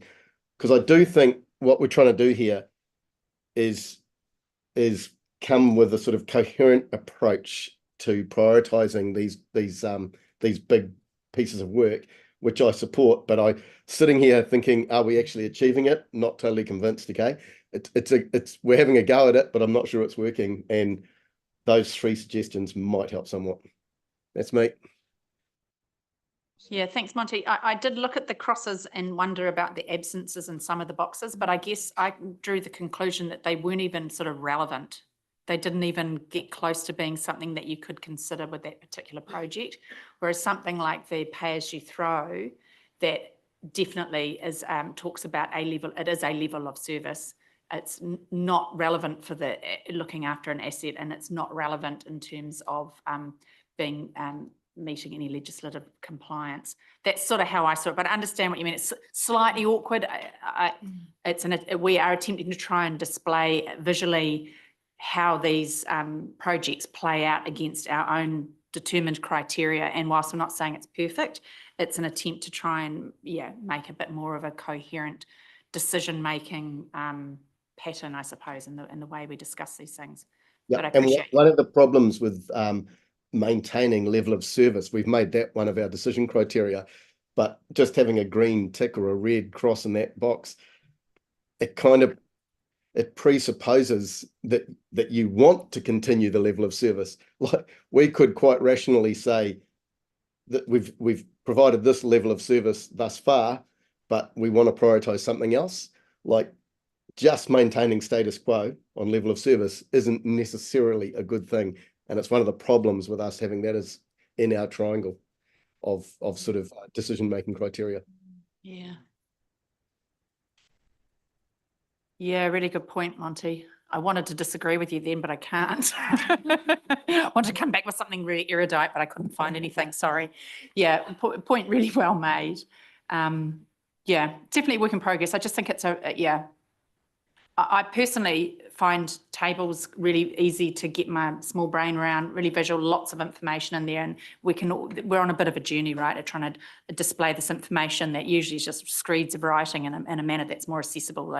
And as Joe sort of said, you could pick this up in the street and somebody could make sense of it rather than our, screeds of writing that we tend to dominate our papers at times.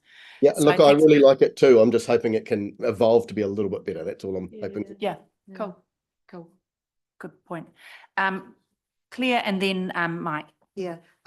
So I jumped in because of the comments about the food scrap collection, but I definitely totally agree with Monty's observations about what's in version 1 budget and what isn't. Yeah, because that is missing, I guess, from this, because it does help us assess it, I guess. Yeah, I thought they were all out actually. Yeah. It could be like an extra column in the future if we are presenting stuff this way, because it's in the text but just not in the column. Yeah, and it's hard to and in fairness to staff, when we were sort of throwing this around, we were limiting it just to the triangle, and appreciate that it can expand beyond just the triangle and bring in other metrics, if you like, or information that can be really helpful as a visual snapshot of where that project's at. Yeah, and so just on the food scrap collection, I absolutely agree with your approach actually, Susan, because I feel there is a strong alignment with Ahuaki, not necessarily with the implementation plan, but with the feedback that we got from our community. Yeah, so I'm just making that distinction because I think the implementation plan has taken a really pragmatic approach as to, well, this is a massive piece of work over 30 years. What can we actually do in the short, medium and long term? And stuff has been really spread out. Okay. And the food scrap collection is probably in the later years. Yeah. But in actual fact, we did hear really strongly from our community that we want to be managing this much better.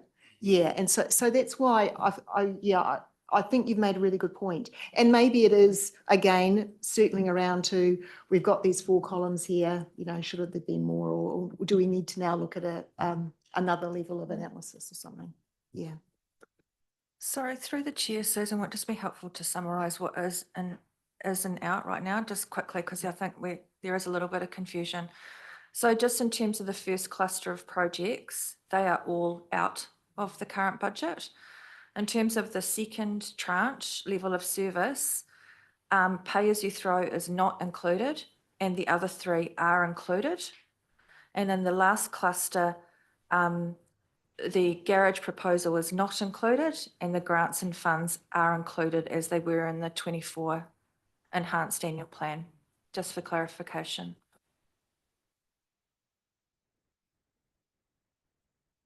Hang on. Can I just clarify through the mayor? Did you say the food scrap collection is in there? It is currently in there. Right, but the recommendation is that it be removed. Yeah, right. So, hey, I just want to go, I mean, yeah. So, yeah, the food scrap collection thing at $2 million odd a year, or 2.5, it's a bridge too far for me. But going to the one above it, and it's not in there, the waste minimisation, the curbside collection, basically, picking up on Claire's point, 66% of people said that they want us to do something about this. We've had umpteen summative informative feedback over this over years. I don't need Ahuahi or any other to tell me that we should be looking at this. My question would be, when can we do it? When does the contract finish? And when can we get into this? That's what I'd be thinking. Because obviously there's not really a cost to us. It's only a benefit to reputation. It might be cheaper if we take it on board, but at least we control the service. Yeah, lots of positives to that. Hey, Mike. Dawn, can you enlighten us on any of those matters, please? The opportunity that we see is when our recycling contract comes to an end, and then doing a sort of a larger service offering through a new contract, and that's mid to late 2026. Right, so just based on that then, mid to late 2026, that fits into this LTP. Yeah.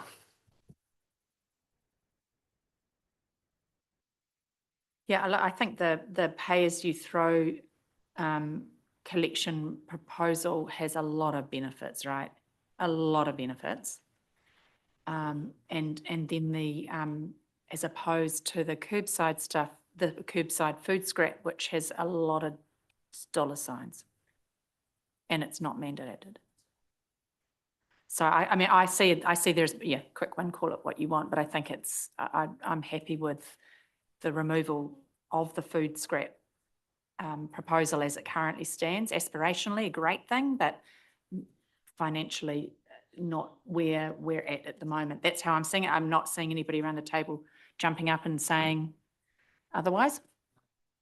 Andrew? I'm not saying otherwise, but so Dawn, if we were going to progress pay as you throw in 2 years' time, what resources do you need to make that happen?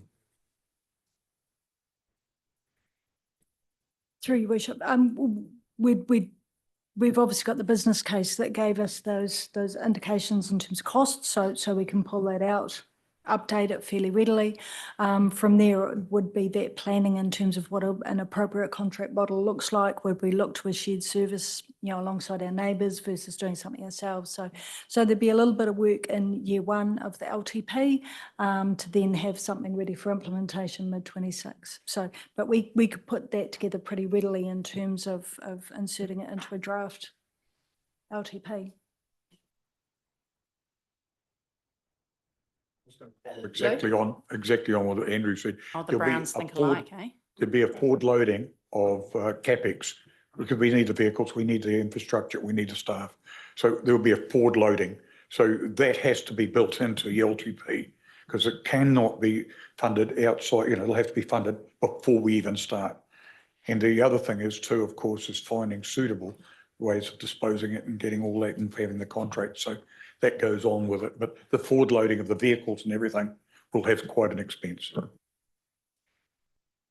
Dawn? So through your worship, we did have a quick look at a section 17A review in terms of mechanisms for delivery. We would see it as a fully contracted service. So we would not be directly providing the service. We would have a contract with whomever may be available in the market at that stage. Thanks, Dawn. And can I ask what you've written there? My eyesight is so crap, I can't read that far. You wrote curbside.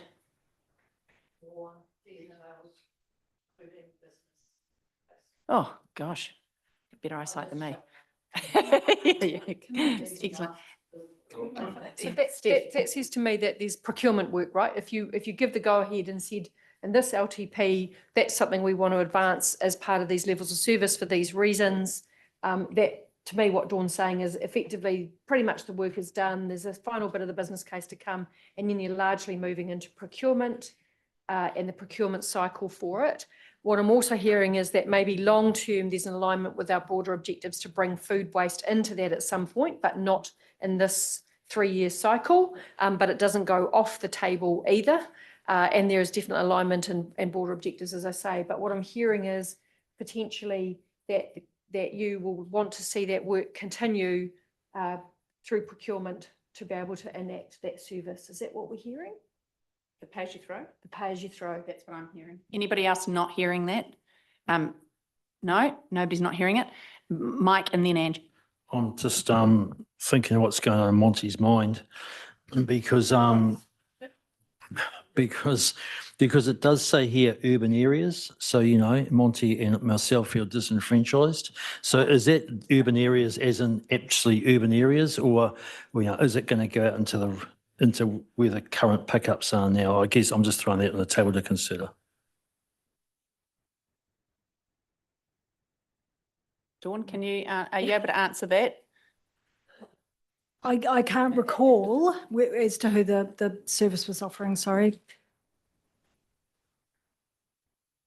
I'd have to go back and look at the modelling work that we did. Certainly the food scraps was just urban, but the pay as you throw, I can't recall whether it was urban and rural. Obviously urban is much cheaper because of the density, the less distance travelled. It costs twice as much or more to do rural collections just because of the long distances travelled. But that's certainly something that we'd be able to explore in that more detail of the business case. Thanks for that. So you're just going to have to remain disenfranchised, I'm afraid, Mike. I'm the backbone of the country, my 7 cows in the GDP. So look, Ange and then Liz. Yeah, I just had a really quick question and I'm not sure if the rationale is answered or not. I just want clarification. The OPEX in this situation of 21.7, was that over the 9 years or that's per year? It is over the 9. So that significantly reduces that figure, doesn't it? When we're looking at it, it's not, you know, it's easy to look at it and go, oh my gosh, 21 million a year, but it's not. So could that be something going forward that the figures that we use there are like an annual amount as opposed to a total amount? Or did that, you go for the 9 years because we're looking at it as a cost over 9 years? Okay, thanks.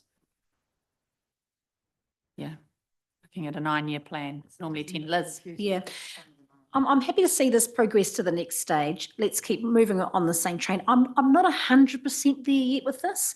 I guess it's the cost that's still, you know, even though it is spread over multiple years. So let's see what the next step is. And I'm happy to support the general flavour of the room, but this is a service that's being done already. We are ticking that box. Our community are getting a service. They're having to pay for it separately. So all we're essentially doing is swapping one contractor for another contractor. This isn't going to become an anchor institution, is it? This isn't part of that model if we're going to contract it out. So I guess I'm just a little unsure of what we're actually achieving here. But I'd like to see it go to the next step. Let's see what the numbers look like and fully understand the proposal. You're talking in respect of the pay as you throw? Okay. Cool. Well, I think we've got a pretty good sort of thumbs up around those. You know, we're not all 100%, but we're all, you know, mostly happy. And that's sort of the steer you need at this point, I believe.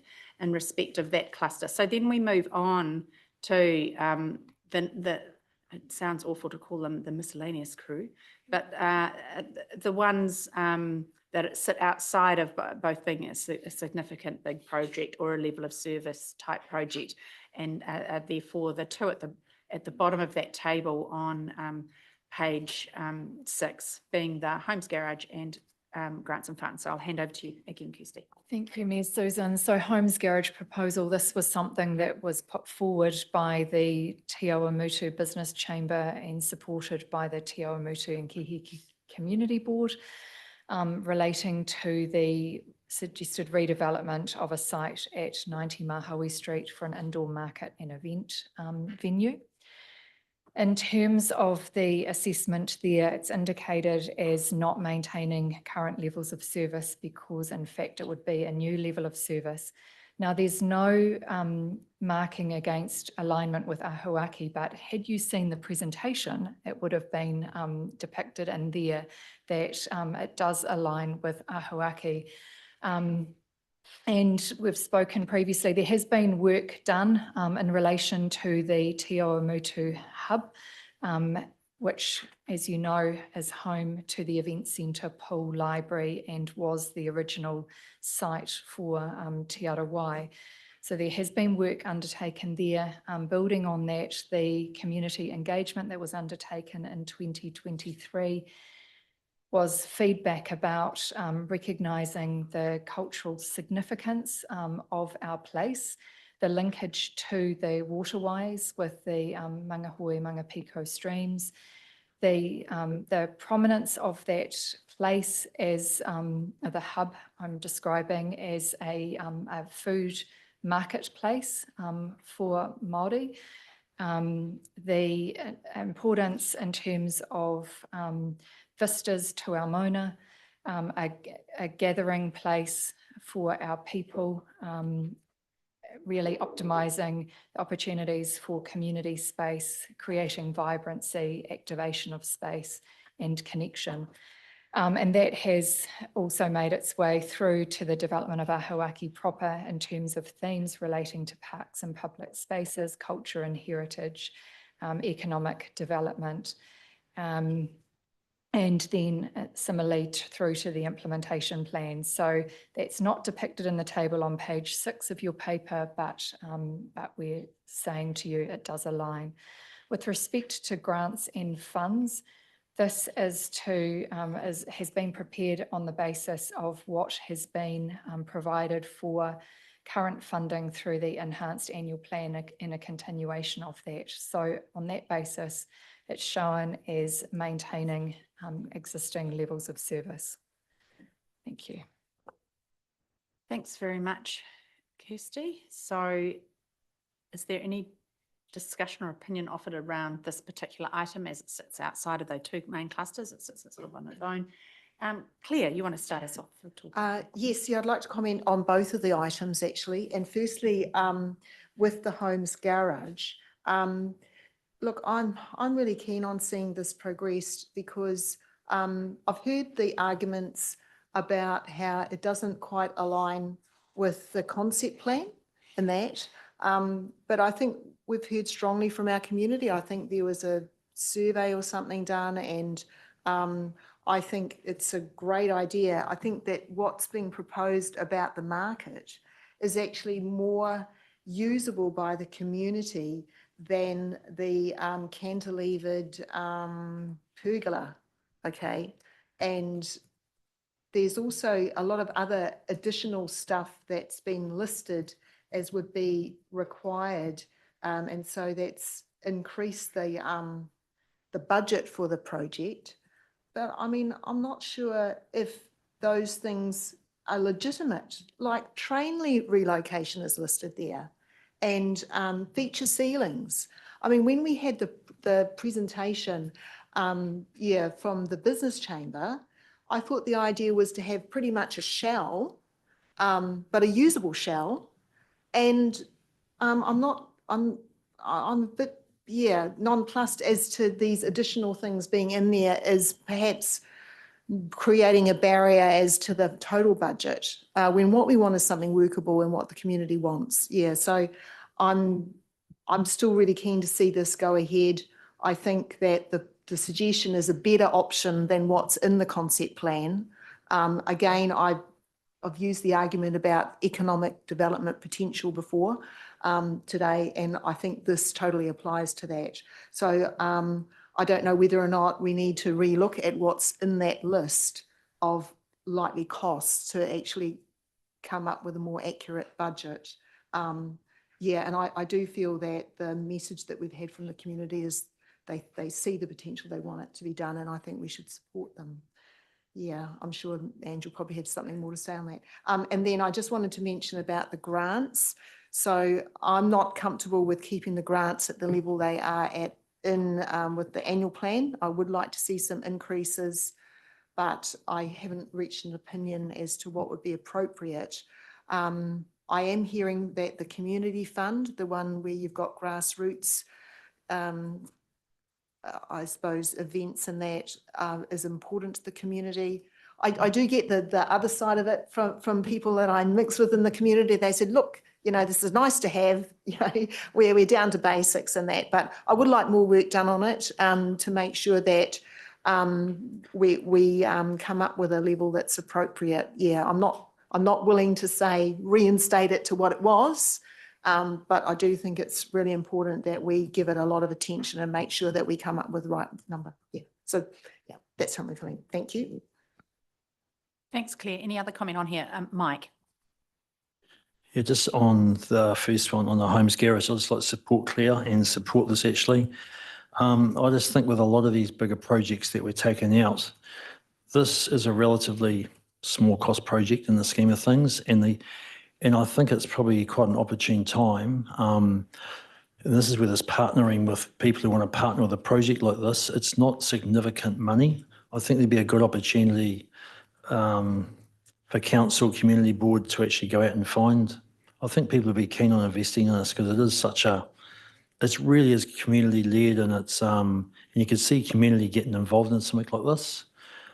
So yeah, I actually support it being in there and seeing where it gets to. It also gives a bit of time to try and make a bit of traction and see if people would be willing to co-invest alongside this, and then we make a decision down the track. Ange, and then Bill. So thank you, Kirsty, first of all, for aligning us with Ahuaki. That was something that when I first noticed that it wasn't, I was like, what? This is the community's telling us this. This is exactly what it is. So thank you. Thank you, councillors Claire and Mike, for your support of the project.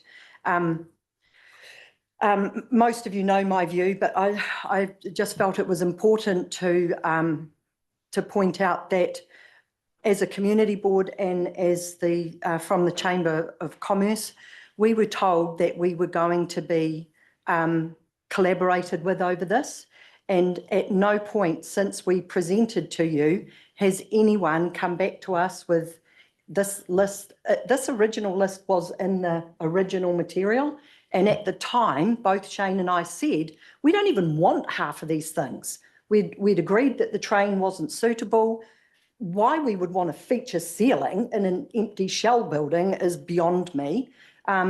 Without going into, you know, spelling out everything here, the point is we were never given the opportunity to address any of these things that are now being presented to you as the reason for not going ahead with it.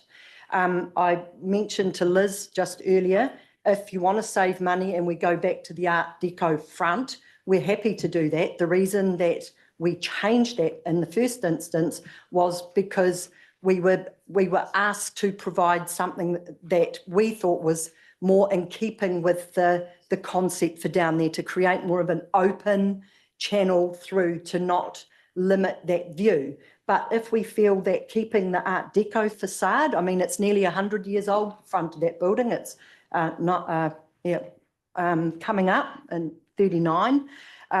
So, you know, we can go back to that and save $100,000. But the nice thing about the big open part of it, and I'm a little bit torn because I quite like the Art Deco thing, but the nice part about the big open front is it ties in with our Māori culture and it has more of a marae front feel of a wharenui, which fits. I also just wanted to mention that's forgotten now, so that doesn't help me much. Maybe it'll come back to me. Sorry, I've just had It's all good, Ange. gone into brain fuzz. It's all good. We all have that from time to time. I think just before I go to you, Bill, Kirsty, did you want to add something that's relevant to this discussion just for now? Yes, I did. Thank you, Mayor Susan. So I mentioned that there had been earlier work undertaken in relation to the work on the Te Awamutu hub at the time that Te Arawai was proposed to be relocated alongside the library. This proposal came in from the TA Chamber of Commerce supported by the Community Board, and your elected members will recall that there was follow-up work undertaken by Becca in terms of looking at the long-term vision for that area, looking at a possible alternative design. I just wanted to also make you aware, as well as the feedback and the theming that I referenced in relation to Ahuaki and alignment with that in terms of activation of site, cultural connection, etc., that we are also programmed to undertake further work in relation to the Te Awamutu hub, and that is a refresh of the Te Awamutu and Kihi concept plan that is currently programmed to be undertaken in year 2 of the long-term plan. So just wanted to make you aware of that in terms of the timing of that, that you'll recall that the staff recommendation at the time that this came up for consideration was that we look at the site in entirety rather than looking at a particular proposal for a particular lot. So just wished to make you aware of that. Thank you. Yeah, thanks for that, Kirsty. Bill. Thanks, Susan. I just wanted to remind this discussion that there was a paper from the church about this particular piece of property. And I wondered whether that had actually been released, because it certainly fits Ahuaki. And one of the things the council could do in line with what the church was recommending to the council was that they return it to Apakura and Hinatu, because it came out of land given by Apakura and Hinatu to the Anglican Church.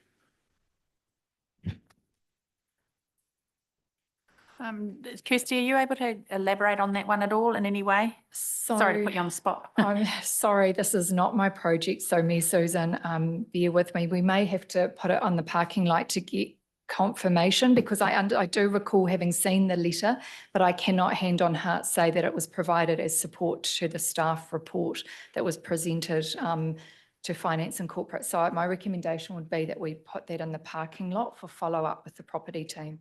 Okay. Am I mixing my letters here? Is it the letter that was written in support by the diocese for the purposes of the use as public land? Is that, or is it a different piece? I sense it's a different piece, Bill. Would that be right? It was written by Archbishop David Moxham. Yeah. In regards to. Richardson did it. Oh, was it? Bishop Richardson did it. Yeah. It might have been on his signature.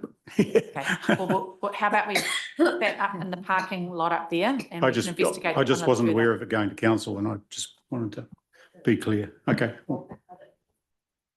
It did go, we presented to the Finance Committee, didn't we? So Kirsty is right in saying it went to that meeting, but it was part of the presentation material that we included with the proposal that the Chamber and the Community Board presented at that time.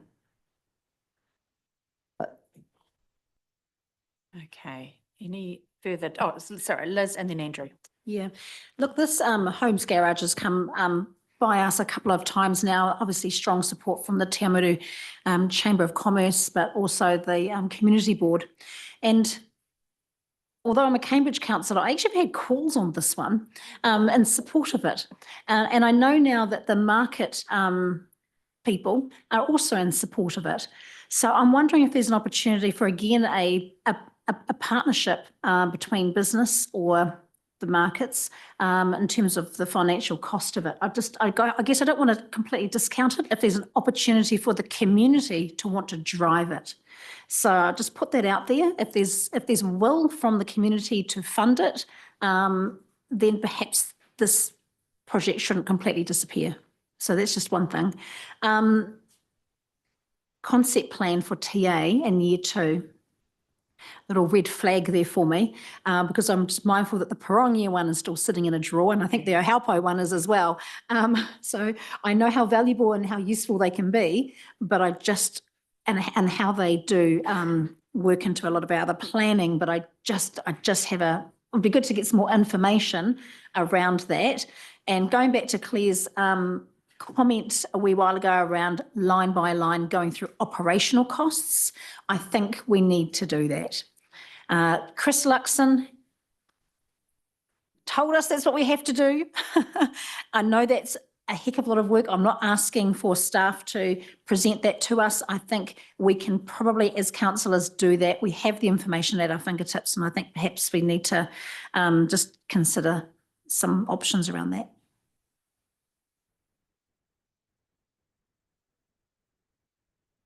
And I just remembered the last little bit that I wanted to say before it came to me. So I just wanted to reiterate the fact that we had Mike Livingston come in and get his guys to do the quote on this job. So it wasn't like we have got on board a leading Waikato construction company to have taken the lead and priced this up for us. So I just think that that's important in the relative accuracy of the figures that we've presented based on the things that we felt were important that we had to do to make it look presentable and be functional and be able to get it up and running in these really constrained times. And I do like Liz's idea, if the community can be more support, that's me personally. I think there's some others that I'd like to see council fund it, but thank you.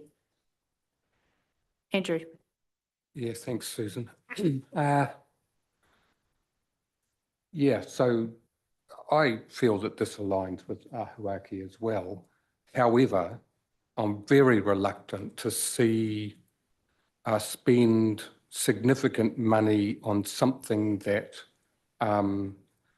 really has come out of left field. I want to see the refreshed concept plan before we spend. I mean, I'm happy to demolish the building and have an open space. Not really happy to spend significant sums of money and then suddenly say, oh, now we need to demolish that and because we want to do this. And even, dare I say it, I'm not convinced that Te Arawai is going to end up in Bunnings building. So, yeah. Look, I'd have to agree with your sentiment there, Andrew. I think it's a little bit putting cart before the horse, and I think we're probably, my sense is that because of I'll back up a little bit. Really applaud the passion and the enthusiasm and the drive and the desire within the Te Awamutu Chamber of Commerce and the Te Awamutu Kihikihi Community Board to get some wins on the board. Totally get that. Love your passion for trying to get some improvements in terms of some of council-owned land and what it could be reimagined as into the future. But I guess I'm just anxious that that sits inside of a larger piece around what our strategic thinking has been for some years in terms of the concept plans around the town. So I guess on account of the fact that it doesn't sit inside that strategic direction as preset by ourselves and our iterations of us before us, I have some angst around dumping money into something, although well-meaning, is slightly ad hoc. There are obvious issues too with the site, which, and in fairness to Ange too, there are some concerning numbers in there as well that don't probably marry up with what your initial aspirations were either. And I too feel some level of uncertainty around ultimate locations for Te Arawai in the fullness of time. And I would hate for those who don't recall, that was the original, that was the site. And I guess if it transpires in the fullness of time that the artist formerly known as Prince, the building formerly known as Bunnings, does not become the home of Oinuku and all of the other precious taonga and stories of this district, then it would be remiss of us to pass up and invest in the development of a site that was kind of the original option. And I guess until some of those sort of strategic moves are fully flushed out, I'm not sure that we're painting ourselves into a corner is a good idea in respect of that. But I don't mean to take away from the passion that has been shown on this and the calls from the community for something like this. But I'm just not sure if that's the right place for now, given those strategic plans and the unknowns around Te Arawai's location for now. That's my thinking, but totally look forward to hearing everybody else's. Lou. As I've actually reiterated to the whole community before, I used to work down there many years ago, and it's a hail site. So that is a verified hail site. So that will impact on it quite a lot. There was an underground garage there, and it was backfilled. And I know there were drums of oil, or old oil drums and things that were put in there when they backfilled it. So I was working for another firm there, but they just pushed them all in there. So that hail site would carry on for quite some time. There was also petrol tanks at the front, which actually impacted on the road. They had 2 pumps running there for many years, and they would be still probably located in the ground somewhere. I doubt if they've ever been pulled out. So I'm just talking of many. Andrew knows what I'm talking about. Thanks, Lou. Ruin the future for us. Well, I'm just relating to the hail site, and I mentioned this the last time I was here. You know, and I just said, I hate to say it, I like the idea, but let's be really realistic. How do we get past that hail site? And if we build Te Arawai there, we might have to seal that site or do something significant. We will. Susan, having had experience with a number of hail sites in the Eastern Bay, really urge caution about going in with your eyes wide open about them and having significant contingency budgets for once you start picking them. Invariably, what you, as particularly with that kind of knowledge of the site, my experience of them is not easy and not cheap. So I think a slowly but surely approach, not losing sight of the fact that this is a concept that the Te Awamutu community want to bring to life. And I think to Mayor Susan's point is, if we want to bring this to life, is that the right location? Is there somewhere else we can do it? And to Councillor Lou's point, what could that potentially look like? Because as I say, my experience, hail sites are, they're difficult. Steph, can I just quickly clarify? We're not pulling up the ground with our proposal, so we don't impact it. However, what you guys are proposing, pulling down the building and ripping up the concrete, does create that. Thanks, Ange. Good, helpful clarification. Yeah, what you do on the site's critical, but good to go in, as I say, with your eyes wide open. Yeah. Mike. Yeah, and it's not a tongue in cheek. It's just listening to this. If that's not the site, and that Bunnings site is there with bloody great big doors, and for the sake of a wall, you might better go and do a dollar lease, or when the lease comes up, council might better help with that, even if it doesn't last forever. It's for the sake of something probably potentially quite cheap, it might be worth investigating. Again, just a word of caution around the lease at Bunnings and the purpose of the activity that can take place. It's owned by the church, so just putting that on the table, not wanting to go into any great detail, but that would be an issue to address. So look, we've had a lot of discussion around this. Is there any more before we kind of move to the next kind of issue, which is, I think Claire's the only person who's spoken in respect of the grants and funding topic. Ange. Sorry, can I just ask Kirsty a quick question? Go Sorry, Kirsty, when you said about the concept plan before, were you talking about just the concept plan for that community hub area, or are you talking about the whole of Te Awamutu, like the main street? Oh, yeah. It is, so thank you, through you, Mayor Susan. It is a review of the concept plan that is for Te Awamutu as a whole, and Kihi as part of that concept plan also. Okay, cool. Thank you. Bill? Just to add to the agreement with Claire about continuing on with grants and the funding. Any little bit helps for groups that are just kicking off, and having been part of groups that have just kicked off in the past, I can say that any little bit helps. But if it was an increase, it would be great. Thanks, Bill. A lot of good comes from those dollars advanced there. Anybody who's sat on a community board knows that when you see the plethora of applications year in and year out.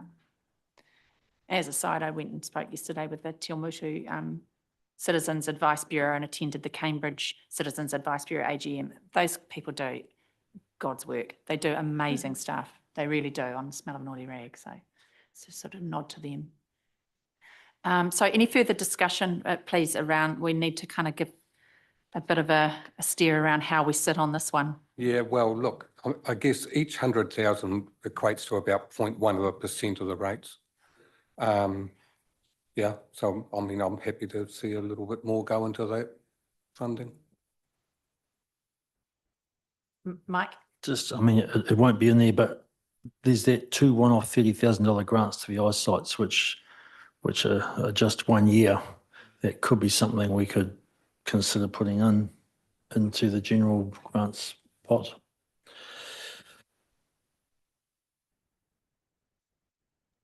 Hey, Susan, if I may. Monty, go for your life.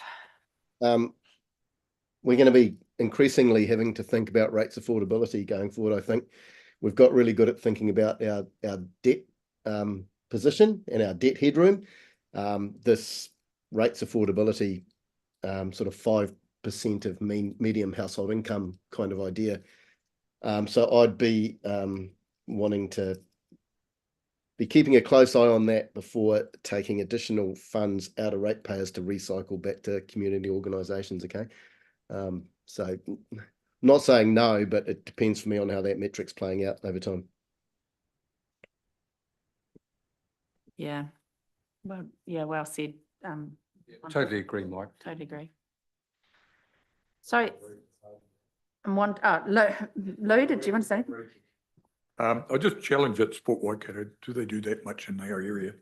And we really, Sport Waikato, at the moment, we've got local communities actually taking over all the sport in schools. It's all being done and funded, actually by voluntary people, i.e. even myself. And there are a lot of areas that we actually question the $61,850 that we pay to Sport Waikato, because they actually go out and get funding from all of the other communities. And we note that a lot of the expenditure and a lot of the expertise has gone back to Hamilton, and we've left out locally. Our local community actually keep asking questions. One of the questions I would ask is, they said they did a forum and a survey, and I actually asked 5 clubs, and not one of them actually were approached officially. So I just wonder who they were surveying. So that was an interesting statement made to me, and probably it was one of the clubs. Couple of things here. I'm conflicted if we're going to talk in any great detail around Sport Waikato and Christie. Yeah. Second thing, I think we need to word of caution around getting too detailed around this. Okay. But with that said, I'll chuck to Sally. Okay, at a high We'll level, clarify enough for it. potentially what Sport Waikato does, but I'm not doing that for motivated as a trustee or anything. So if I can, through your worship, the Mayor, Lou, we've had a conversation that the Sport Waikato funding has changed from a Sport New Zealand level in terms of what their priorities are. And so that's the difference in terms of approach of what you're witnessing. We do have them coming to present a report soon to one of the committees. So there is an opportunity, I think, to have that conversation without driving into the detail here. It can be parked maybe Anthea just as well for staff to bring back a one-pager, but I just want to be very clear that Sport Waikato undertook a very different direction setting a few years ago, and that is the implementation that we're seeing now. So I don't want to confuse that with what's happening within the community, because it is a different model.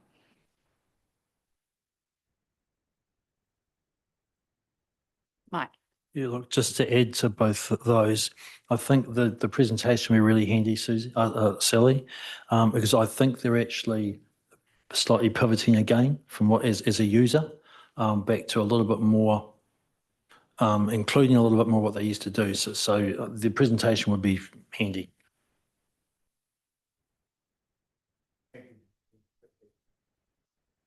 So we've got sort of the suggestions there that that we consider that we're comfortable with version 1 of that draft LTP, where I don't hear anybody doing, star jumps and backflips saying, no, we've got that completely wrong, and so on and so forth.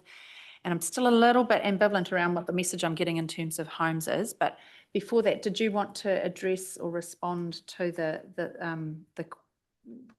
sort of the line by line Well, I think discussion? Sure, I can do that. And I'm still feeling my way in terms of both obviously understanding context for the LTP, the vision and what we're trying to achieve, given the impact of and the impacts of affordability, debt headroom, etc. And I understand the desire to feel really comfortable with your decision making, both at a sort of strategic level as well as a financial level into the LTP. So I guess I'll reserve judgment at this point, but I do understand that the staff have done a line by line on the budgets and on the OPEX. What I'm keen to really understand, leading up to that 8th of October workshop, what are your key governance drivers? What are the parameters that you want to set for us as an exec? There are many different ways to go about trying to land onto those budgets, and line by line revisions we can do. But actually what I'm hearing, and I might be wrong, is that I think the staff are still looking for some more key governance parameters. So is it that, is it your years 1 to 3? We're deferring a lot to 2027. Those double digit numbers in year 3 are obviously still too high. What does that look like for you? What is your level of discomfort? What do you want us to go away and resolve for you? I think there's more work to be done that we could do to give you that comfort, as opposed to diving into the detail. Now, as I say, I'm new here, new to this room and the way that you're used to working.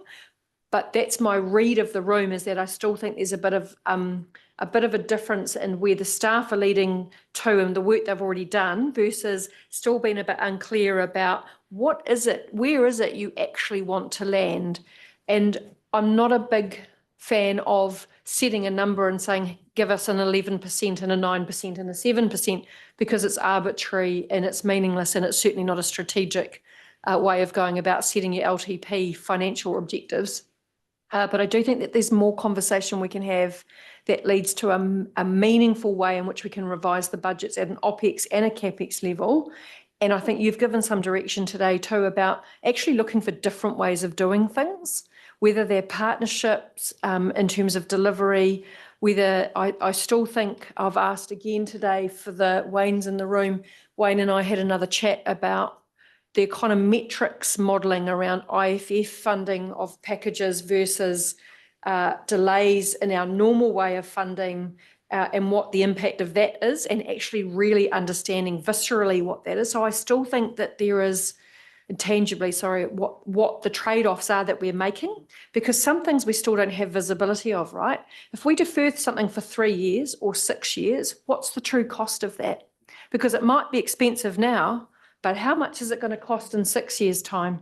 But what is the inflationary environment that is being predicted? What are interest rates likely to do? And in that time, is it possible to find other funding partners which may shorten timeframes? And because it's never cheaper than today, right? We all know that. So I'm still, Liz, I hear your point. I'm still trying to find my way in this and figure out what is the best and most effective use of your time. And I hear today a couple of you felt like perhaps we've traversed this territory before, and we want to get into some more crunchy number, looking at the numbers, the debt headroom, etc. So as we traverse this, I think we carefully look at our time and best use of time and effort to achieve the outcomes we want, but getting really clear on those outcomes. Because what I'm sensing ultimately, though, is those numbers in the front end are still too high for you, and you're uncomfortable with asking the community for that. But we're between a rock and a hard place at the moment. So how do we find possible scenarios to get through that?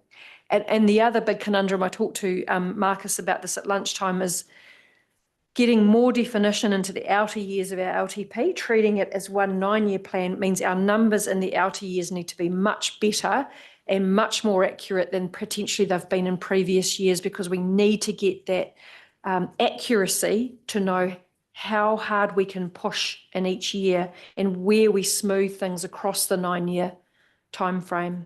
So I've heard the message. We can spend a lot of time going line by line. Is it the best use of your governance time? I'm not sure, but we'll come back to you on that as I feel my way in the next week or two. Does that sound reasonable? But I did hear in the last workshop, sorry, Mike, you'd asked for, OPEX and CAPEX on some of these big key projects. And today we've got some further clarity about how they may land, both OPEX and CAPEX wise. And that's been helpful. So thank you. Yeah, just on something else that might be useful, it's to do with the debt headroom. So we've had some more certainty recently about a ratio of 3.5 being applied to entire council work. Yes. And we've also got the 5 times for a water entity. Yes. And I think we could look at some work, how that looks for Waipa. Yeah, and whether or not, if we did, because we can create, a ring-fenced water entity ourselves. I mean, that's one of the options anyway.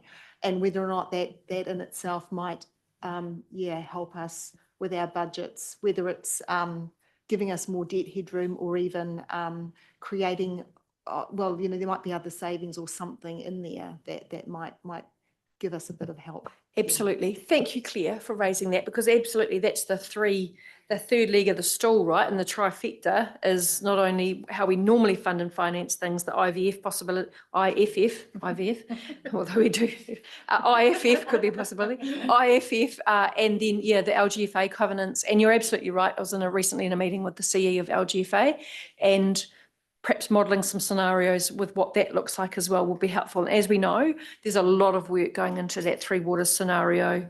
And of course, the ultimate outcome for that is financial and affordability for our community, but there are other drivers for the establishment of that entity around workforce, the civil contracting ability, long-term affordability for the region, all those sorts of things. So a lot in the mix, a lot of work still to be done.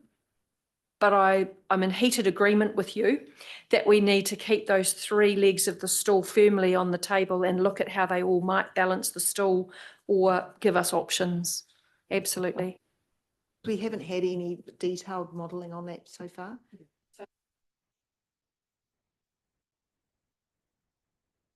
Thanks for that, Steph.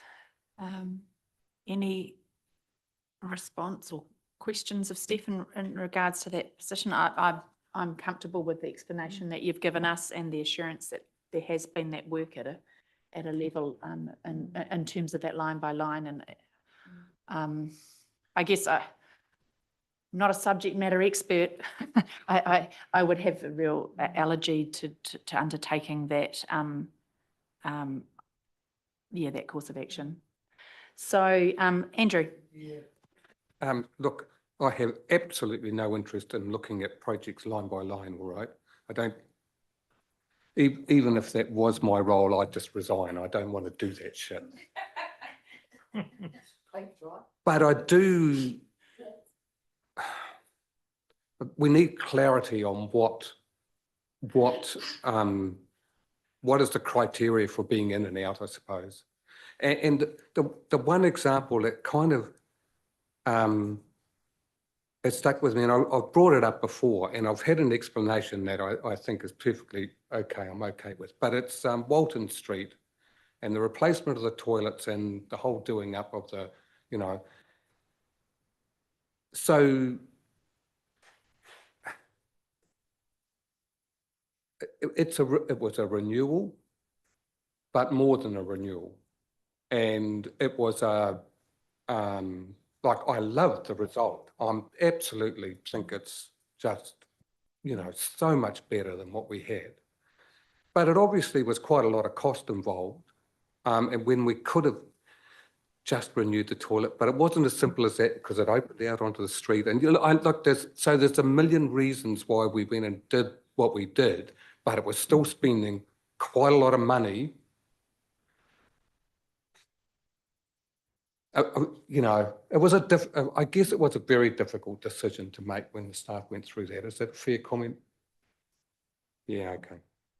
So but I guess our community, we've gone out and said we've cut to the bone, and yet we've done something that wasn't cut to the bone.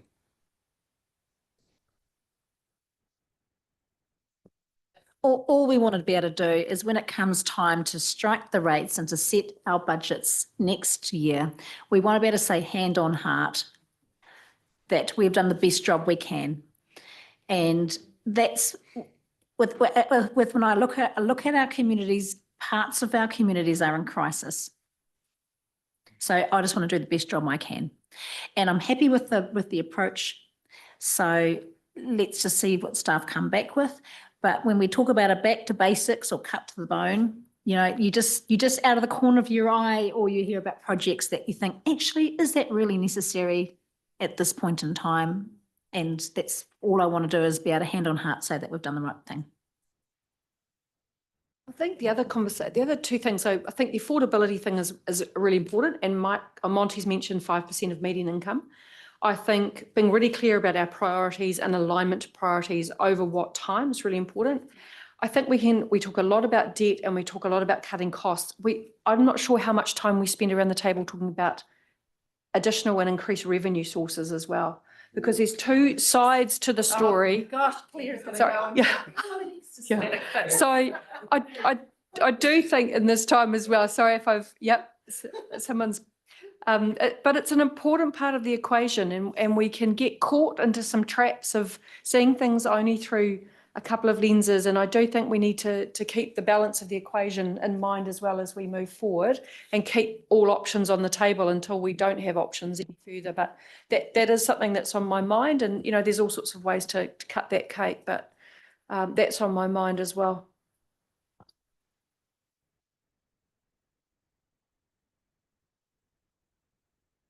Yeah. And I'd just like to say thanks, Steph. I get what you're saying, and I think that you're making some really, really good suggestions and relevant comments, and for a change, I understand. But I just wanted to read this little bit that I cut out. It relates to page 40. It was in relation to the level of service, but I think it's really important in the environment that the community board and councillors are here for. And that's staff wrote, negative perceptions over the long term can influence the level and type of engagement by community with council. And so, you know, like I just think that's so relevant at the moment with all of the pressures that we have, that it's really important that we listen to our community, and, you know, where possible, that we give them the opportunity to see that we are listening and do the things that are important to them where we can. But thanks, Steph, that was great. And thank you, Mayor Susan, and the councillors for allowing us to be at the workshop. It's been really great. Thank you. Yeah, taking the time. yeah, our pleasure to have you here. Mm. Some really good discussion here. I don't mean to be potentially seen as unthinking and unkind, but I think we need to put perspective around the amount of money that we spend as an organisation, the community good it produces, and compare that in the context of a wider national discussion around, you know, percentage of GDP, for example. We're 2%. Our expenditure is 2%, right? And that central government piece is significantly greater. So I appreciate the hardships that increased rates do visit on people, and I don't mean to minimise that. But in the bigger scheme of the money go round that is Aotearoa New Zealand, ours produces a hang of a lot of good community outcome for the small bang that we spend relative to that national conversation. So although I know we take terribly seriously our roles here, I think that we're quite a small, we have a small slither at the bottom of that graph when it comes to government expenditure, central and local. And it heartens me to think that we're so passionate about making sure we put the dollars in the right places. But I'm just inviting us to put a little bit of perspective on it too, in that bigger scheme of things. And also the counter, just because I can, sometimes you compare things back so hard, you can never come back. So anyway, did you want to add something there? Yes, I think those are really good comments. And what I'd say is there's a number of CEs in the country and councils who come from the UK, and they left because they said austerity measures drove such poor community outcomes. They didn't even recognise their communities anymore. And that, 15 years of austerity measures, probably well-intentioned, but just drove perverse community outcomes. And I don't think we're there, but we need to be mindful of it. And I also think we need to be, just having been a senior public servant in central government, for the record, they don't have to have balanced budgets in government departments. They don't do LTPs. They have never had 30 to 50-year asset management plans, and they're certainly not scrutinised by Audit New Zealand, I believe, to the degree we are. So I think some of the rhetoric out of Wellington is uninformed, and I think it lacks respect and understanding of the transparency and planning that is required in local government. So don't lose sight of that and the good work we do.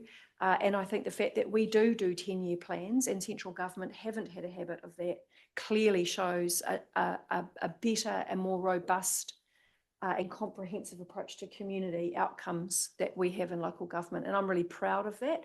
And I think we shouldn't lose sight of that. Yes. Thanks for those comments, but particularly about the planning. I think everyone around this table is going to say here to that. But a reminder that too much austerity is not good for a community is a really timely. Just me, Susan, too, earlier, in times of austerity or hard times, it's our facilities that people look to. It's the free parks, it's the free libraries with Wi-Fi service, it's our pools that are great community services. So actually we are delivering community services and facilities that are even more needed in these times, which is the irony of the situation as well, and not to lose sight of that. Good stuff. Good stuff. Andrew. Okay, go and take your toothy phone call. Thanks so much, Andrew. Hey, Susan. Monty, from the gods. Following the austerity bit, Steph, earlier you sort of asked the question of the room, did the room think that the proposed rates rises in the version 1 budget were acceptable? And I think you might have answered yourself, no. For me, they were okay and necessary, okay? So as a starting point, that for me was acceptable, okay? Thanks, Monty. That's really helpful. And I think that's the kind of level of conversation would be useful for staff for us, for the project team to get a steer on. How are we feeling? I sort of alluded to this last time we met. If people seriously have an objection to those kinds of rates rises that are in years 1, 2, and 3, we need to be looking at an IFF instrument or something, because that was really the only viable way around it. Because those kind of rates rises are what were needed to fund the balance sheet. So we can't forget that. Yeah, absolutely. Lou. Absolutely add to that. I agree with it. We're stuck with a rock and a hard place. Have a look what happened to Hamilton. If we go over our debt limits and lose our AA minus or plus rating, look what happens. We'd be up to, thousands of dollars more in interest rates, and we can't do that. We are stuck between a rock and a hard place. So I accept that we have to do this to get ourselves out of it. A lot of it is because of growth and the slowing down of growth. And we've got to sell that to our public. It's unfortunate, but most of them are not aware of it. To say out there that vast amounts of our debt at the moment is tied up in development DCs. Or DCs. So yeah, it's a real problem. Thanks, Lou. Claire. I think it'd be helpful to have, more granular information about what's in those rates rises in years 1 or 2 in particular. I think they're mostly tied to additional user charges for the Cambridge wastewater treatment plant. Yeah, so my community aren't connected to wastewater, so in fact, when they look at that rate rise and have a heart attack, it's not actually going to affect them. They are not going to get that kind of rise. It's really important for us to communicate well. Yes, it's that amount, but it's for this particular service. I mean, at the moment, I think it's described as 2 waters or something, but that is drinking water and wastewater, okay? It makes a difference to my community. So I would really appreciate that distinction being made as we, communicate what we're looking at. Yeah, or even have it as it's reported so that we can see that's the wastewater increase, this is the drinking water increase, this is the stormwater increase. Yeah. Thanks, Claire. Mike and then Liz. Yeah. Oh, no, my hand's Right. not up. And look, hey, I absolutely believe, as we've alluded, it's a 10-year plan. It's not a 3-year plan, but if you look at the first 3 years, it's around 45% increase in rates. Now, I totally pick up what Liz is saying, mate. There's a lot of hurt for a lot of people. The next 7 years, it doesn't even add up to 2/3 of that. You'd be lucky to get to 30% in 30 and a bit percent in 7 years.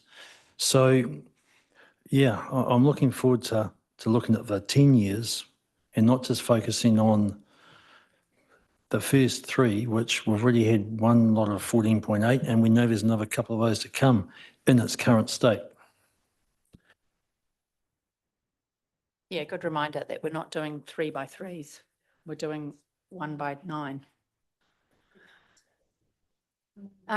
Look, I think we've kind of talked around this issue.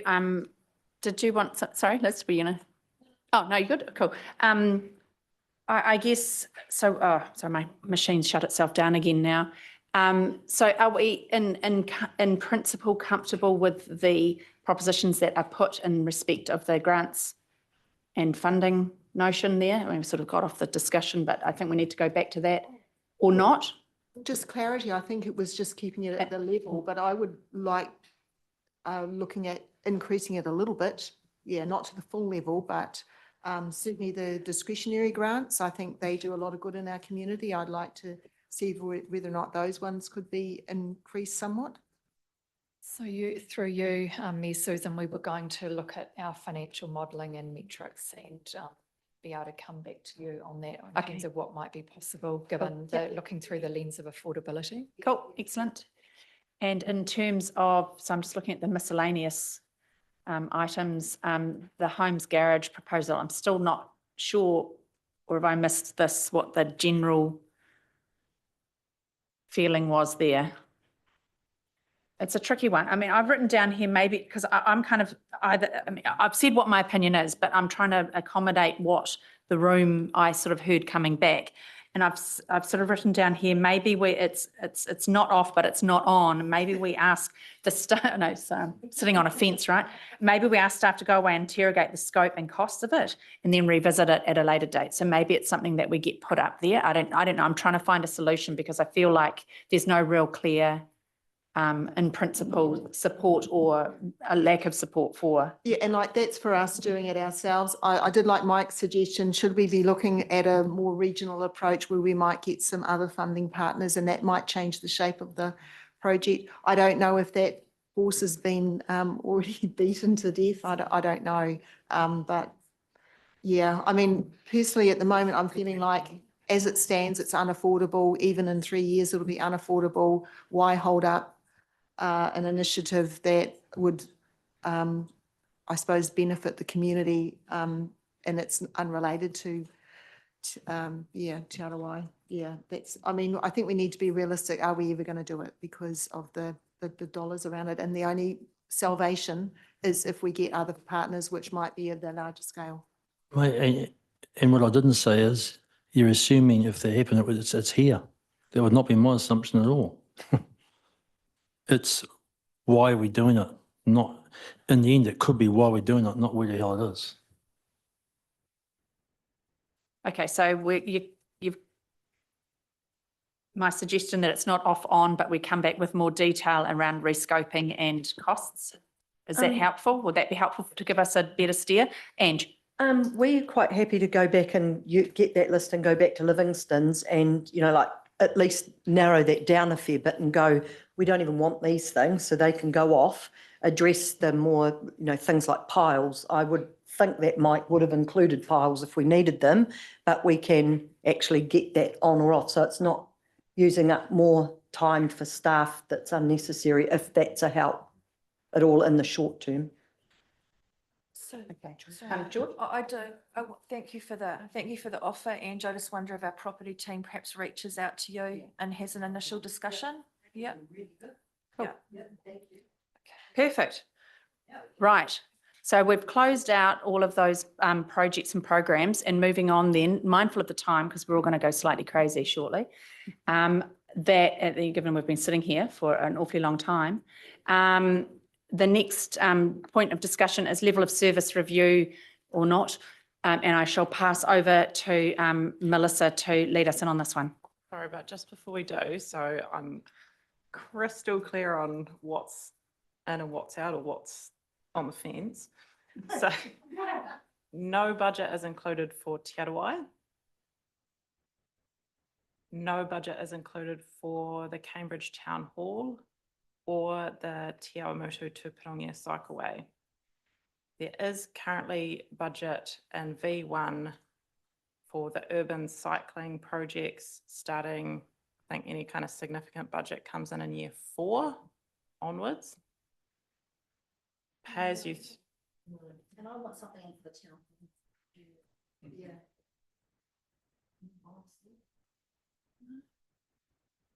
Yeah, and I'd like the Pirongia Cycleway. In written format with some suggestions about what's got OPEX in it, given what you've directed us to today, what might need some OPEX to drive continued analysis of options. And we can do that offline. We don't have to have another meeting to circulate that, but I just think let's just check in on that and send out some information. Melissa, does that sound reasonable? Yep. Does that sound helpful? Excellent. Okay, so on that basis, we're happy to jump. Sorry, clarification. Sorry, Melissa. It's like karaoke. We would like some clarification about urban cycleways. I think that would be helpful. Do you want that in as it currently stands, or do you want it changed?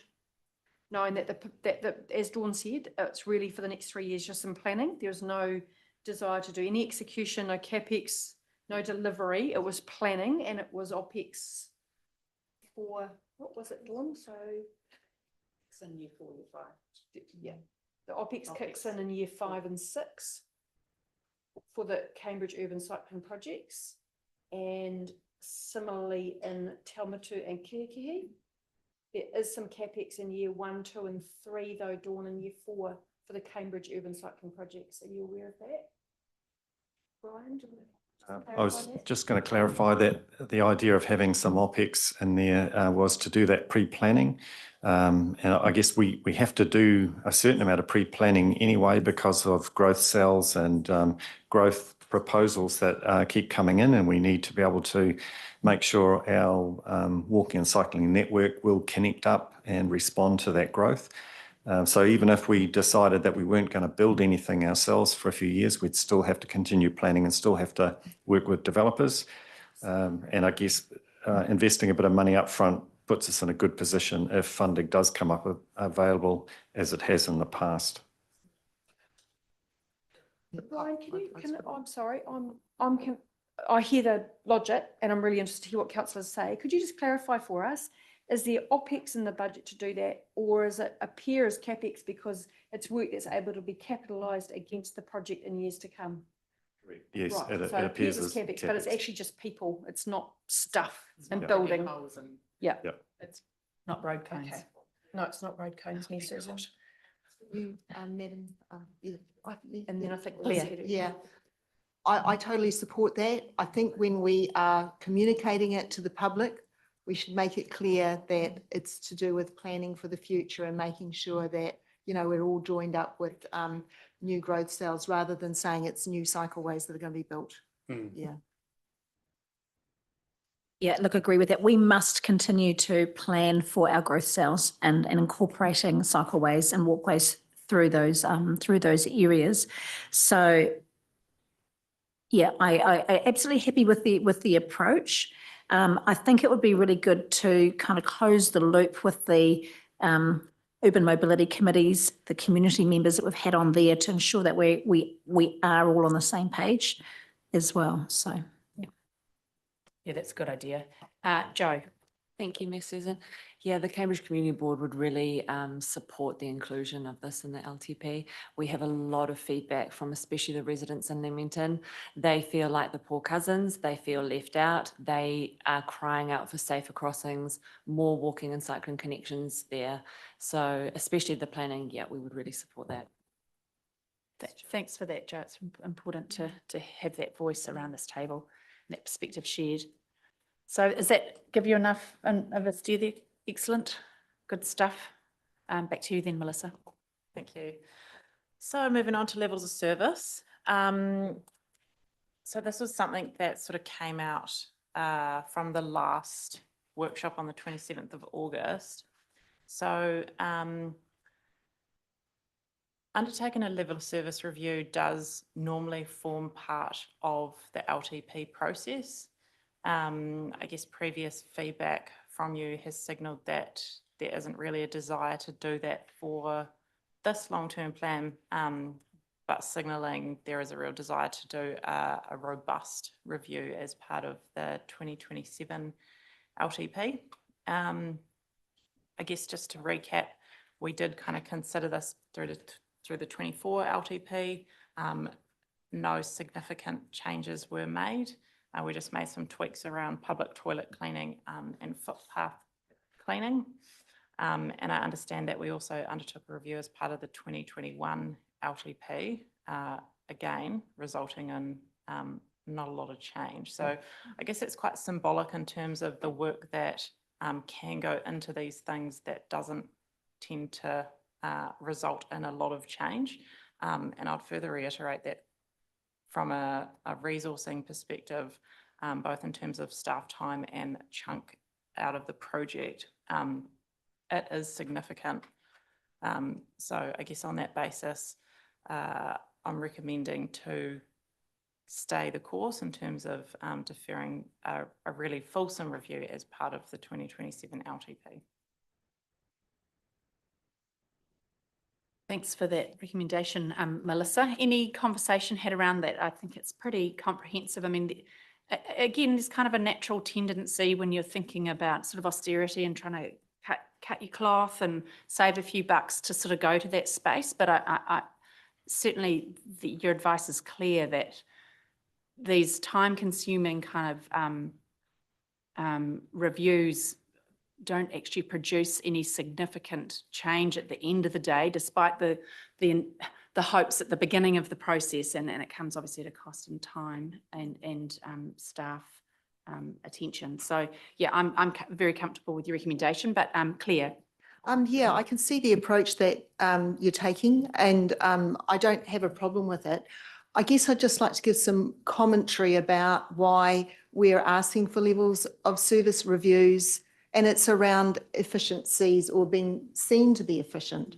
Now, we're really aware that level of service measures are only one small part of how efficient an organisation can be, because we're very aware of what the work, that George leads, to do with the digital roadmap and the productivity gains that are achieved through that. And like we've just recently had that change, to online building consents and things like that, which actually deliver far more efficiencies.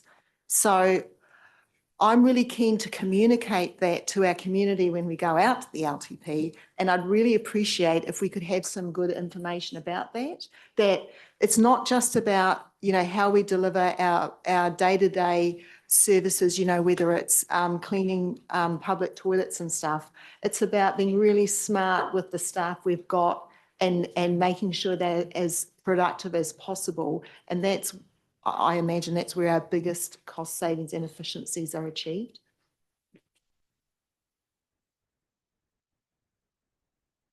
Kirsty.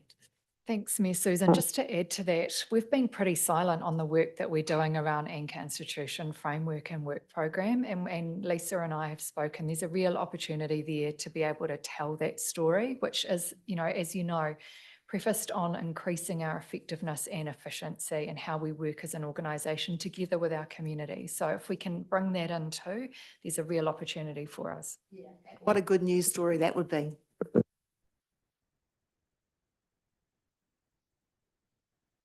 Yeah, really important perspective to bring into it, I think, Claire. You're talking about working smarter, not reducing output. It's getting the same bang for less buck almost, and doing things, yeah. And a lot of the stuff that's done, and behind the four walls of council, with this, no one can see unless we tell the story. Yeah, you wouldn't know otherwise. Yeah. Cool. Any other commentary around the levels of service paper there or proposition? I mean, I sense that everybody's pretty comfortable with your recommendation, Melissa. So that being the case, the final next steps, outcome of today's workshop will be reflected in version 2, the budget on the 8th of October. Am I reading your mind, Melissa? Oh, you are. We do have another workshop planned. It'll be a kind of a smaller one. Off the top of my head, I can't exactly remember what's in that for the 17th. Potentially DC. Scrap that. 17th or 24th. But definitely the substantive outcomes of this workshop will be brought back to the 8th. Excellent stuff. Right. Any other burning things before I invite Dale Marie to close our very detailed and tiring but really important discussions for the day to a close by way of karakia? No? No? Floor is yours. Tina tātou I te whare. Ai, he rangi roa tēnei. I'll just crack in. Inuhia ki te uru tapu nui kia wātea kia māma te nākau te tinana te wairua. Ko ia rā ka whakairia ki runga kia tina, haungie, huie, tāiki. Tina koe Mike. Thanks very much.